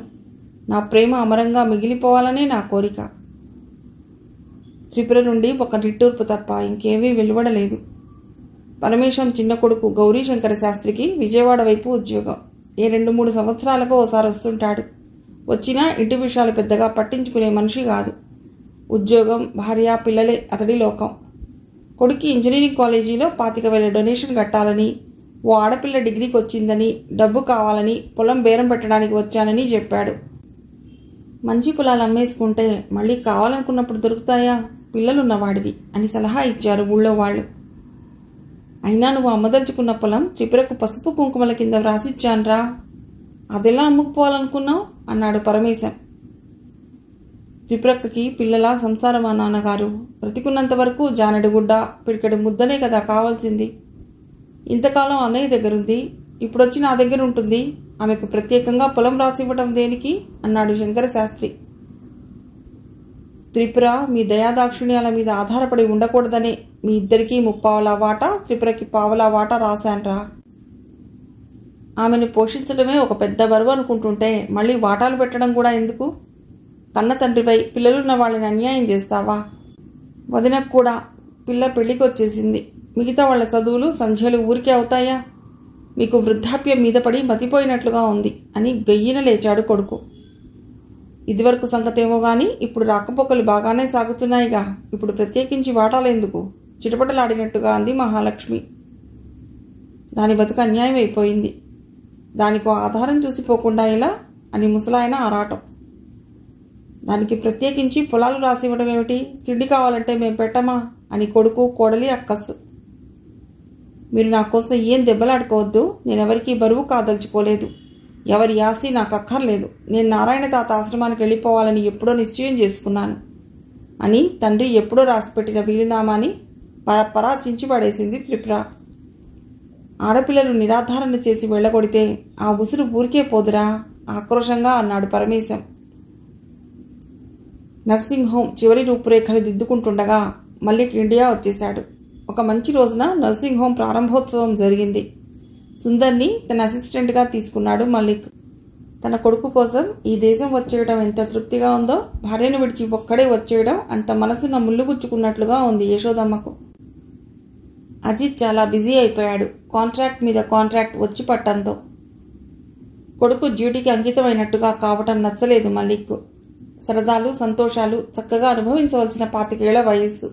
యాంత్రికంగా అతడు రోజులు గడపడం వ్యధపెట్టింది మల్లిక్ను. మనం బతకడం కోసం పని, పని కోసం బతకడం కాదు. బొత్తిగా క్షణం తీరకుండా ఎందుకు చేసుకుంటున్నావు? నీ గిటార్ ఏమైంది? నీ పుస్తక పఠనం ఏమైంది? నీ నవ్వులు సరదాలు ఏమైనాయి అని అడిగాడు మల్లిక్ ఓ రోజు. అన్నీ అఖిల దగ్గర తాకట్టు పెట్టేశాను నాన్నగారు. ఎప్పుడు విడిపించుకుంటానో తెలియదు అజిత్ ఉదాసీనంగా అన్నాడు. నాయనమ్మ నీ పెళ్లి గురించి ఆతృత పడుతోంది. ప్రస్తుతం పెళ్లి ప్రసక్తి వద్దు నాన్నగారు. రెండో వైపు నుండి కూడా బాధ పెట్టేవాళ్లు కావద్దు. నువ్వు మరో సుందరివి కావటానికి వీల్లేదని ఇదివరకే చెప్పాను కదా. నీ జీవితం శూన్యం చేసుకోవటానికి నిర్ణయించుకోవటం తండ్రిగా నేను సహించను. నేను ఒక పూట వెళ్ళి ఆ పిల్ల సంగతి ఏమిటో తేల్చుకురావాలనుకుంటున్నాను. మీరు నా కోసం అవమానం పొందొద్దు. వాళ్ళు చేసే అవమానం ఏమిట్రా నాకు? వాళ్ళు ఏదైనా అన్నా నన్ను అంటదు. I don't care. నీకేం తక్కువ నీకు పిల్లనివ్వరో అడిగి వస్తాను. ఆ అమ్మాయిని ఎత్తుకొచ్చైనా పెళ్లి చేస్తాను నీకు. అపర భీష్ములవుతారన్నమాట అని నవ్వాడు అజిత్. అల్లరి పట్టం నాకు ఇష్టం లేదు. తండ్రిగా నా బాధ్యత ఒకటి ఉందిరా. నీకు ఇష్టమా కాదా అని చూడవలసిన అవసరం లేదు నాకు. పెద్ద డాక్టర్ని, లక్షల కొద్దీ సంపాదించాను. నా కొడుకు జీవితాన్ని సుఖవంతంగా తీర్చిదిద్దలేకపోతే నేనేం తండ్రిని? చూస్తూ చేతులు కట్టుకు కూర్చోవడం నాకు చేత కాదు. అత్తవారింటితో బంధం తెగిపోయిందనుకున్న 25 ఏళ్ల తర్వాత సూటు బూటులో నోట్లో పైప్తో కారు దిగి హుందాగా రాజస్వం ఒలికిపోతున్నట్టుగా అత్తవారింట్లో అడుగుపెట్టిన మల్లిక్ని గుర్తించగలిగింది ఒక్క పరమేశమే. కానీ ఆయన కంటిచూపు మందగించటం వల్ల గుర్తించలేకపోయాడు. బావున్నావా మావయ్య? ఎవరు? నీ చెల్లెలు యశోదమ్మ కొడుకును మావయ్య. గుమ్మం దగ్గర నిలబడి ఎవరా అని కుతూహలంతో చూస్తున్న మహాలక్ష్మి త్రుళ్ళిపడ్డట్టుగా అయింది. ఈయన త్రిపుర భర్త. ఎంత ఠీవీగా హుందాగా ఉన్నాడు. ఇప్పుడే ఇంత అందంగా కళగా ఉన్నాడు. ఆ వయసులో ఇంకెంత బాగున్నాడో. చదువుకు చదువు, అందానికి అందం ఉన్న ఈయన్ని త్రిపుర ఎలా వదిలివేయగలిగిందో. చక్కగా ఏ అమెరికాలోనో కాపురం చేయవలసిన మనిషి తన పంచన పడటానికి ఏం సరి చుట్టుకుందో ఆమెకు. మల్లికార్జునుడివా? చూపు అనటం లేదురా. బాగున్నావా? ఇన్నాళ్లకిటి ధ్యాస తిరిగిందేమిట్రా? రక్త సంబంధంలోని మమత పెళ్ళుబికినట్టుగా అయింది. మిమ్మల్ని అందరినీ ఓసారి చూసి వెళదామని. త్రిపుర ఎంత పని చేసిందో చూసావా? ఇల్లు వాకిలి వదిలి ఆ అడవిలో ఒంటరిగా కాపురం పెట్టింది. ముసలివాడినైపోయాను కదూ, ఏం చేయలేకపోతున్నాను. అంత్యం సమీపించింది నాకు. దైవధ్యానం చేసుకుందామంటే నాకు నా బిడ్డ ధ్యాసే అయిపోయింది. దానికి పసుపు కుంకుమల కింద వ్రాసిచ్చిన పొలం లాక్కున్నారా వీళ్ళు. నానా మాటలు అని మనస్సు విరిచి అడవిలోకి తరిమేశారు. నువ్వే ఏదైనా ఉపాయం చూడాలిరా నాయనా. దుఃఖంతో పుడుకుపోయినట్టుగా అయింది ముసలాయన గొంతు. త్రిపుర దగ్గరికి వెళ్ళి సంగతి ఏమిటో తెలుసుకునే పెడతాను మావయ్య. తెలుసుకోవడం కాదు, అది ఇంటికి వచ్చేలా చూడు. మొగడి మాట వినే మనిషి అయితే ఈ గతి ఎందుకు పట్టేది నీ బిడ్డకు? మూతి తిప్పి సరసరా లోపలికి వెళ్ళిపోయింది మహాలక్ష్మి. ఎవరమ్మా అవతల మాట్లాడుతున్నది? నిన్న ఊరు నుండి వచ్చిన సోమయాజులు అడిగాడు. పెరట్లో సంధ్య వార్చుకుని వచ్చాడప్పుడే. ఆయన మహాలక్ష్మి తండ్రి, గొప్ప జ్యోతిష్యులని పేరుంది ఆయనకి. మహాలక్ష్మి చెప్పింది. అలాగా, నేను ఆ కుర్రాడిని ఎరుగుదును. త్రిపుర పెళ్లికి నేను మీ అమ్మ వచ్చాం. కుర్రవాడేమిటి, సగం ముసలివాడైతే. సోమయాజులు బయటికి వచ్చి, ఏం మనవడా, బాగున్నావా, నన్ను గుర్తుపట్టావా అని అడిగాడు. మీరు సోమయాజులు తాత కదూ? మీరు ఒకసారి నా చేతిని చూసి నీకు 2 పెళ్లిళ్ళు ఉన్నాయిరా అని చెప్పారు. 2 పెళ్లిళ్ళు జరిగాయే లేదా? సోమయాజులు సగర్భంగా అన్నాడు. అప్పుడు నా హస్త సాముద్రికాన్ని, జ్యోతిష్యాన్ని వెక్కిరించావు. ఇప్పుడు నేను ఒక పని మీద వచ్చాను. విజయమో అపజయమో చెప్పండి. సోమయాజులు టకటకా ఏదో లెక్కించి నిమిషంలో చెప్పాడు. అంతా విజయమే నీకిప్పుడు. అయితే నేనొచ్చిన పనికి సారథ్యం మీరే వహించాలి తాతగారు. అఖిలాండేశ్వరి, అదే నా బావగారి కూతుర్ని నేనోసారి చూడాలి. చూశాక చెప్తాను నేనొచ్చిన పని. ఎవరనుకుంటున్నావు ఆ పిల్ల? నా మనువరాలేరా. నువ్వెందుకు ఆ పిల్లని చూడాలనుకుంటున్నావో కూడా నేను జ్యోతిష్యం చెప్పగలను హాస్యంగా అన్నాడు సోమయాజులు. నా కొడుకు ఆ పిల్లను ప్రేమించిన సంగతి మీకు తెలిసి ఉంటుంది. నువ్వు చేసిన వర్ణశంకరానికి నీ కొడుకు శిక్ష అనుభవించవలసి వచ్చింది కదా. నీ కొడుక్కి ఎక్కడైనా బ్రాహ్మణ పిల్లని తెచ్చుకోగలవేమో గాని నీ కూతురికి సస్తే బ్రాహ్మణ పిల్లవాడిని తెచ్చుకోలేవు. 25 ఏళ్ల క్రితం నేనొక్కడనే ఉండొచ్చు వర్ణ వివక్షతని పాటించనిది. ఇప్పుడు నా బోటి వాళ్ళు లక్షలాది మంది ఉన్నారు. నా కొడుక్కి కూతురికి బ్రాహ్మలే కావాలన్న దురభిమానం నాకేం లేదు. నా కొడుకు ఇష్టపడిన పిల్లను వాడికి చేయాలని, వాడి జీవితం సుఖవంతం కావాలన్న ఆకాంక్షతో మాత్రమే నేను ఈ ఇంటి పిల్లని అడగటానికి వచ్చాను. వాడికి పిల్ల కావాలంటే రాయల్ ఫ్యామిలీల నుండి తెచ్చుకోగలను. కానీ ఈ ఇంటి పిల్ల వాడి మనస్సు లాగేసింది. మరో పిల్లతో వివాహానికి వాడు సుముఖంగా లేడు. బ్రహ్మచారిగా ఉండిపోవటానికి వాడు నిశ్చయించుకున్నాడు. పిల్లవాడి తండ్రినై నేనే పిల్ల కోసం వచ్చానంటే వాడి నిర్ణయం నన్నెంత కదిలించిందో మీరే ఊహించండి. అఖిలాండేశ్వరి ఒక్కతే పిల్ల కాదురా నా బిడ్డకి, ఇంకా 2 ఆడపిల్లలున్నారు. వాళ్ళకి సవ్యమైన సంబంధాలు వస్తాయా? వీళ్ళిలా మాట్లాడుతుండగానే మహాలక్ష్మి తలుపు చాటు చేసుకుని నిలబడి, శంకరజాతి వాళ్లతో సంబంధం కలుపుకునేంత అభ్యుదయం ఇంకా ఈ ఇంట ప్రవేశించలేదని చెప్పండి నాన్నగారు అంది తీక్షణంగా. విన్నావు కదా సమాధానం అన్నట్టు చూశాడు సోమయాజులు. మీరు పండితులు కదా తాతగారు. బ్రాహ్మడికి పుట్టినవాడు బ్రాహ్మడవుతాడా కాదా? నిజమే, ముఖ్యంగా పరిగణింపబడుతుంది. ఫలదీకరణ గణనకి రాని మాట నిజమే. నా కొడుకు బ్రాహ్మడని నిరూపించడం ముఖ్యం కాదు నాకు. నేను తాగుతాను, తింటాను, పరస్త్రీ సాంగత్యం కూడా నేను ఎరుగుదును. పూజలు, సంధ్యావందనాలు ఎప్పుడో మానేశాను. అన్ని దుర్లక్షణాలు ఉన్నప్పటికీ నన్ను బ్రాహ్మడు అంటారా, శూద్రుడు అంటారా?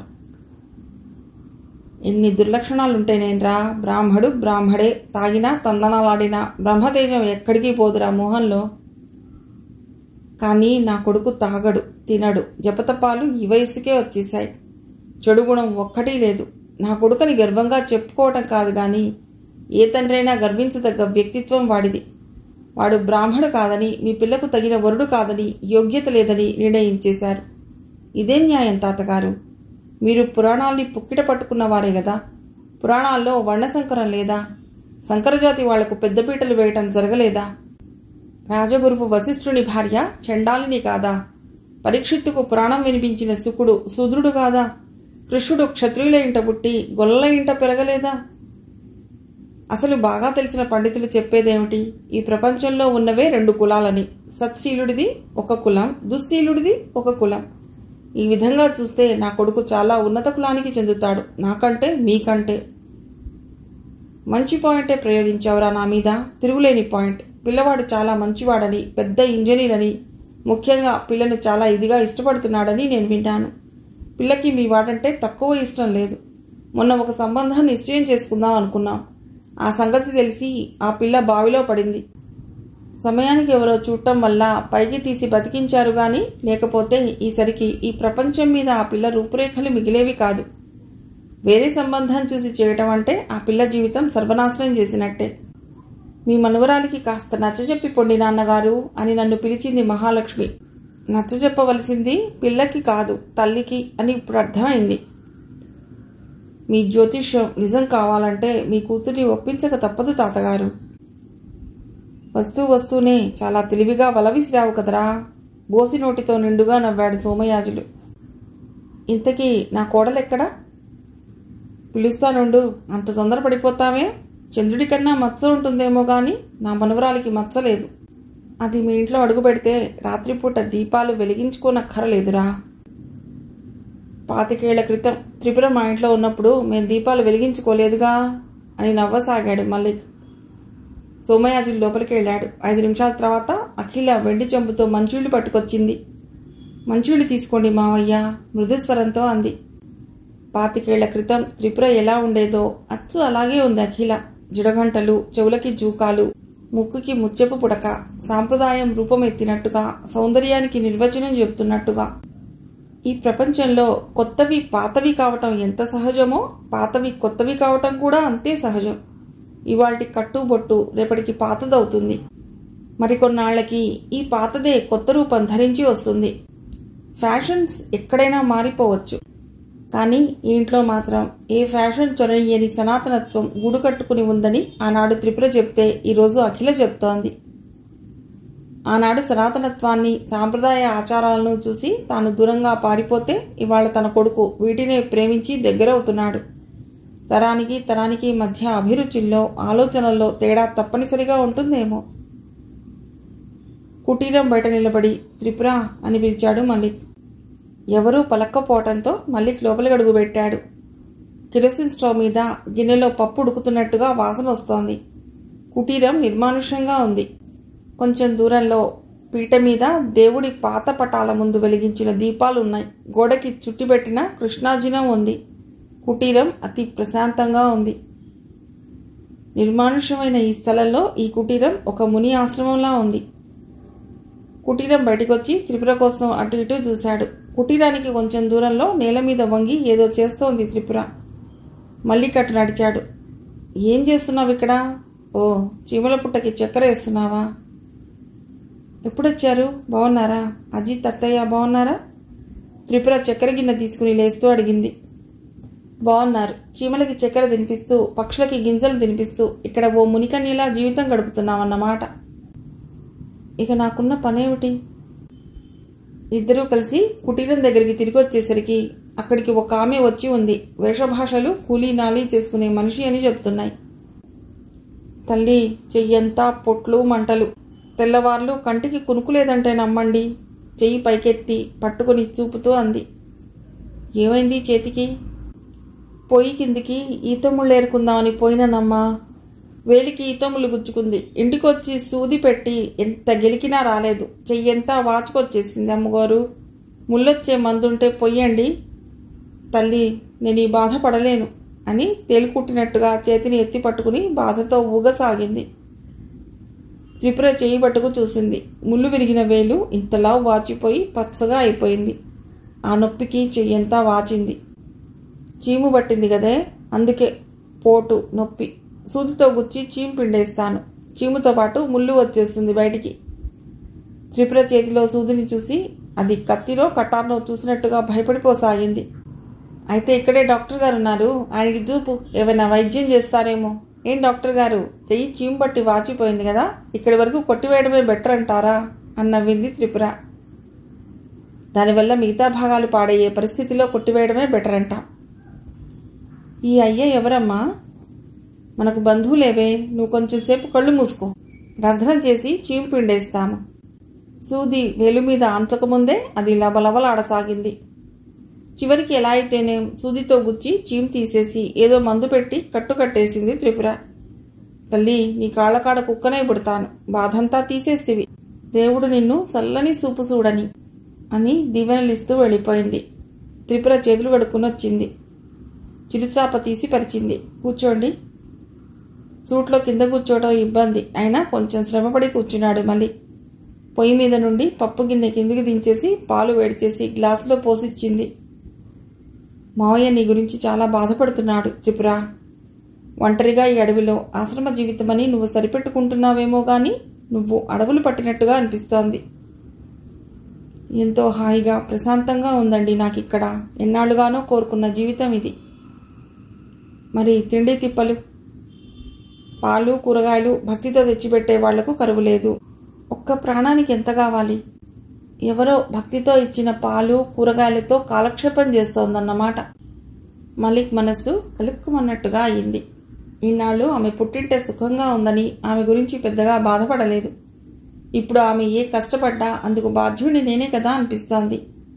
ఆనాడు తను కొంచెం ఆమెకు సుముఖంగా ప్రవర్తించి ఉంటే ఇప్పుడు ఆమెకు ఈ అడవులు పట్టే దురవస్థ ప్రాప్తించేది కాదు కదా. పిల్లవాడికి వారం రోజుల నుండి తగ్గని జ్వరం నిన్న రాత్రి తాతయ్య గారి పేరు తలుచుకుని పడుకోగానే విడిచింది.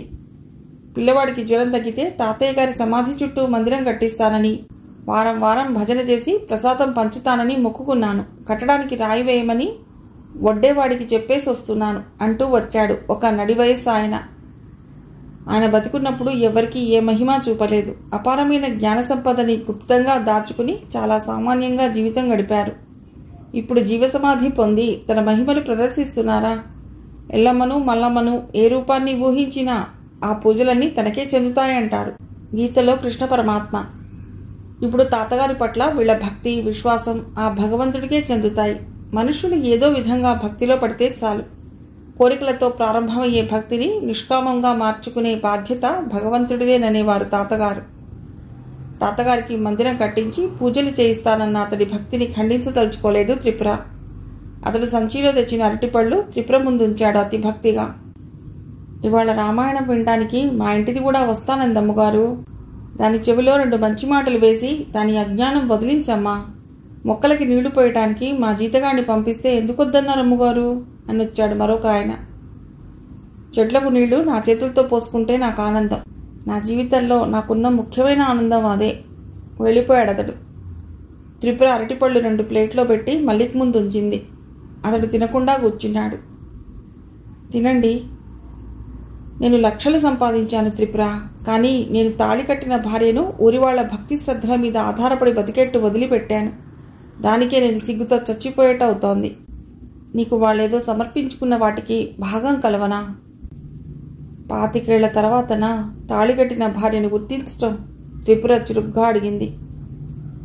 ఇంతకాలం నీ ఇష్టపూర్తిగా నీ పుట్టింట ఉన్నావని పట్టించుకోలేదు. ఇప్పుడు ఎలా ఊరుకోను? కాపురానికి తీసుకుపెడతానంటారా? యవ్వనం చివరి మెట్టు మీద నిలబడి ఇప్పుడు భర్తతో కాపురం మొదలు పెడతానని నేనేం భ్రమపట్టం లేదు. మన మధ్య భార్యాభర్తల సంబంధం ఏర్పడకపోయినా నువ్వు నాకు చెందిన మనిషివే త్రిపుర. నీ కష్ట సుఖాలు నావిగా చూడవలసిన బాధ్యత నాకుంది. 25 ఏళ్ల క్రితం మనకున్న పట్టింపులు పంతాలు ఇప్పుడు ఉంచుకోవటంలో అర్థం లేదు. ఆ వయస్సు గడిచిపోయింది. అతి క్లిష్టమైన యవ్వన సాగరాన్ని దాటి ఒడ్డున నిలబడిన మనిషిగా నువ్వంటే నాకు గొప్ప గౌరవం ఉంది. నీ ఔన్నత్యాన్ని కించపరచాలన్న దురుద్దేశం నాకేం లేదు. ఇప్పుడు ఏమిటంటారు? నువ్వు నాతో వచ్చే, అక్కడ నీకు ఇష్టమైనట్లు ఉండొచ్చు. అజిత్ చెప్పాడే ఆ కథ, స్వర్గం. అలాంటి స్వర్గం ఇక్కడ నిర్మించుకోవాలని ఆశపడుతున్నాను. మీరు నా గురించి బాధపడటంలో అర్థం లేదు. నేను ఇప్పుడు ఎంతో హాయిగా ఉన్నాను. బంధాలన్నీ విడిపోయిన ఆనందం. మళ్ళీ ఆ సంసార లంపటాల మధ్యకు రాలేను. నీకు ఏ సంసార లంపటం తగిలించను త్రిపుర. నీకు ఇష్టమైన స్వర్గం సృష్టించుకోవటానికి నా పూర్తి సహకారాన్ని అందిస్తాను. నా కోసం కాకపోయినా చిరమాంకంలో ఉన్న మావయ్య కోసమైనా నాతో రావటానికి ఒప్పుకో త్రిపుర. ఆయన శాంతిగా కళ్ళు మూసే అవకాశం కలిగించు అభ్యర్థనగా అన్నాడు. ఆహా, ఈ స్థలంతో నాకేదో అనుబంధం ఏర్పడిపోయినట్టుగా ఉంది. నేను ఎక్కడికి రాలేనండి. అయితే నేనే నీ దగ్గరికి వచ్చేస్తాను. ఇక్కడికే మార్చుకుంటాను నా నివాసాన్ని, హాస్పిటల్ని. మీ భార్య వచ్చాక ఆవిడ్ని కూడా ఇక్కడికి మారుస్తారా? ఆమె రాదలుచుకుంటే వస్తుంది, లేకుంటే లేదు. ఆనాడు నీ స్వేచ్ఛను గౌరవించి నీ దారిన నిన్ను ఎలా వదిలేశానో ఇప్పుడు ఆమెను అలాగే గౌరవిస్తాను. అప్పుడిచ్చిన స్వేచ్ఛను ఇప్పుడు ఎందుకు ఇవ్వరు నాకు? స్వేచ్ఛ ఇవ్వటానికి ఇవ్వకపోవటానికి నువ్వు నా భార్యవే గాని బంధువి కాదు. నీ స్వేచ్ఛ నీకుంటుంది. నేను ఇవ్వకపోవటం ఏమిటి? నువ్వు ఈ అడవిలో ఎవ్వరూ దిక్కులేని దానిలా ఒంటరిగా ఉండటం చూడలేను కాబట్టి నీకు తోడుగా నేను ఉండిపోతాను.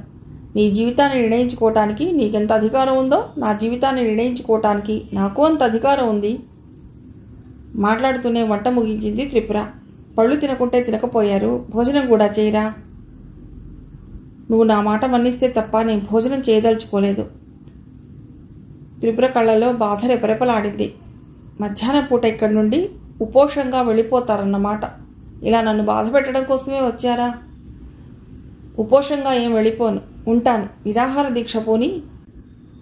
నా మీద ఈ శ్రద్ధ, ఈ ఆపేక్ష ఆనాడే ఉంటే, ఇంత శ్రద్ధ ఆనాడే ఉంటే బాహ్యంగా నిన్ను ఆకట్టుకోగలిగేవాణ్ణి, కానీ మానసికంగా నిన్ను పొందలేకపోయేవాణ్ణి. దురదృష్టవశాత్తు నీ మనసు పరాక్రాంతమైపోయింది. ఒకరికి భార్యనని తెలుసు, నా మనసు ఎందుకలా వశం తప్పిపోయిందో నాకే తెలియదు. నీ దారిని నిన్ను వదిలేసి నేనొక వ్యభిచారం నుండి తప్పించినందుకు నువ్వు నాకు కృతజ్ఞురాలివై ఉండాలి అని కాళ్ళు పొడుగ్గా జాపుకుని తల కింద మోచేయి పెట్టుకుని నిరాహార దీక్షకు ఉపక్రమిస్తున్నట్టుగా పడుకున్నాడు. అయితే భోజనం చేయరన్నమాట? చెయ్యను. చిన్నపిల్లవాళ్ళ ఏమిటి మంకుపట్టు? ముందు భోజనం చేయండి, తర్వాత మాట్లాడుకుందాం ఆ సంగతి. ముందు తేల్చందే దీక్ష విరమించను. సరే, వస్తాను. అక్కడ నాకు ఏం నచ్చకపోయినా తిరిగి వచ్చేస్తాను. ఒకసారి తిరిగి వచ్చేసానంటే మళ్ళీ పిలిచి విసిగించకూడదు. ఊర్వశి పురూరవుడికి పెట్టిన షరతులా ఇదేమిటి? ఈ షరతుకు ఒప్పుకుంటాను. నువ్వెలా చెప్తే అలా నడుచుకుంటాను. మళ్ళీ భోజనానికి లేచాడు. మనం రేపు వెళదాం. 2 పావురాల్ని పెంచడానికి ఈ మధ్య తెప్పించాను. వాటిని, మొక్కల్ని, ఈ కుటీరాన్ని ఎవరికైనా అప్పగింతలు పెట్టి వచ్చేస్తాను. నీ మొక్కల్ని, కుటీరాన్ని చూసుకోవటానికి నేను ఒక మనిషిని కుదురుస్తాను త్రిపుర. బద్ధాలేవీ లేవంటూ ఇక్కడ చిన్న లంపటాన్ని తయారు చేసుకుంటున్నావు కదా. ఈ లంపటంలో అజిత్ చెప్పిన స్వర్గం ఉందండి. సాయంత్రం మొక్కలకు నీళ్లు పోస్తోంది త్రిపుర. ఇదే చివరి రోజు కదా అనుకుంటూ మళ్ళీ చేతులు కట్టుకుని ఆమె వెంటే తిరుగుతున్నాడు. ఆ మాట ఈ మాట మాట్లాడుతూ.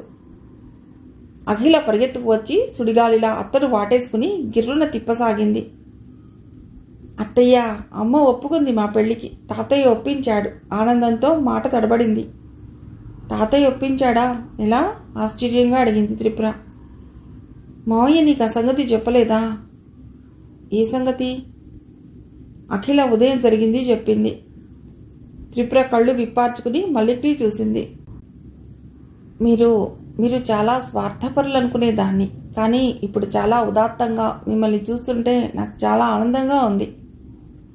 ఇంత మార్పు ఎలా సంభవించింది? ఆ యవ్వనంలో కనిపించనివి ఎన్నో ఇప్పుడు కనిపిస్తున్నాయి త్రిపుర. మమతకు, ఆపేక్షకు అర్థం తెలుస్తోంది. ఇన్నేళ్లు పాశ్చాత్య దేశంలో ఉండి నేను చాలా నేర్చుకున్నాను. అక్కడ పిల్లలు బాల్యం విడవకముందే తల్లిదండ్రుల మీద ఆధారపడటం మానేస్తారు. సంపాదించుకుంటూనే చదువులు సాగిస్తారు.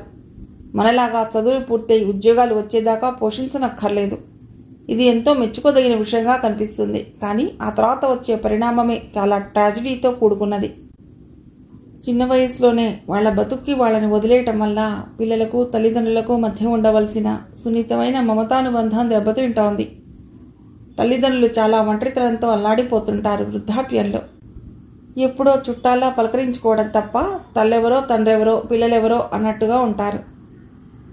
వయసులో మనకెవరూ అక్కర్లేదన్నట్టుగా వెళ్ళిపోయినా వయసు ఉడిగాక ఆప్యాయతతో పలకరించే ఒక తోడు, ఒక ఆధారం ఉండాలని తపన పట్టడం జరుగుతుంది. అందుకు పిల్లల పట్ల మన బాధ్యత సక్రమంగా నెరవేర్చాలి. వాళ్లకు పంచవలసిన ప్రేమ పూర్తిగా పంచాలి. కొడుకుగా నా తండ్రి పట్ల నెరవేర్చని బాధ్యత తండ్రిగా నా కొడుకు పట్ల నెరవేరుస్తున్నాను.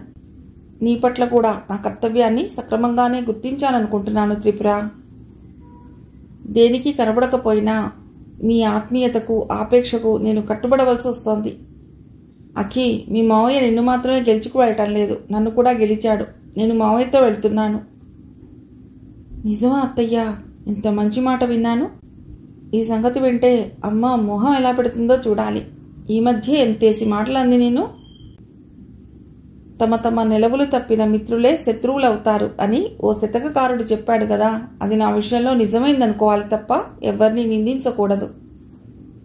ఒకసారి మీ పాదాలను తాకి నమస్కారం చేయనివ్వండి మావయ్య. అఖిల భావోద్వేగంతో వంగి మల్లిక్ పాదాలను తాకింది.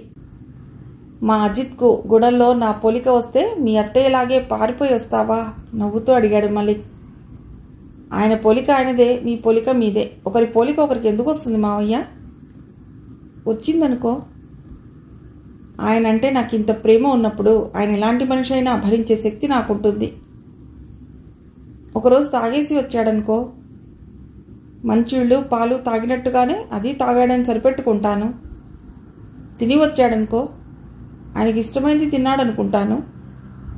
నీ మీద మోజు తగ్గి మరో ఆడపిల్ల వెంటపడ్డాడనుకో, అది మాత్రం సహించలేను మావయ్య. వెంటనే విడాకులు ఇచ్చేసి వచ్చేస్తాను. అన్నీ సహించిన దానివి ఇది మాత్రం ఎందుకు సహించలేవు? అతడంటే ఎంత ప్రేమున్నా మరీ అంత వ్యక్తిత్వం చంపుకోవడం చేత కాదండి. తాగటం, తినటం, పరస్త్రీ వెంటపట్టం ఒకటే ఎంతమాత్రం కాదండి. భర్త పరస్త్రీ వ్యామోహంలో చిక్కుబడితే ఆ భార్యాభర్తల అనుబంధానికే అర్థం లేదు. ఆ భార్యకి అంతకంటే అవమానం లేదు. అఖిల ఆవేశం చూసి నవ్వాడు మలిక్. మేనత్త పోలికలు అన్నీ రాలేదు కానీ కొన్ని వచ్చాయన్నమాట. కానీ మా అజిత్కు నా పోలికలు ఒక్కటి రాలేదు. నువ్వు చాలా అదృష్టవంతురాలివి అనుకోవాలి. ఇంతకాలానికి నువ్వు ఉండవలసిన చోటుకి వెళ్ళిపోతున్నావమ్మా. నాకింక అంతా నిశ్చింతగా భగవంతుడి దగ్గరికి వెళ్ళిపోతాను. ఇంతకాలం మల్లికార్జునుడంటే నాకెంత కోపంగా ఉన్నా ఇప్పుడు ఇంత మంచి పని చేసిన అతడిని పూర్తిగా క్షమించేశాను ఆనందంతో అన్నాడు పరమేశం.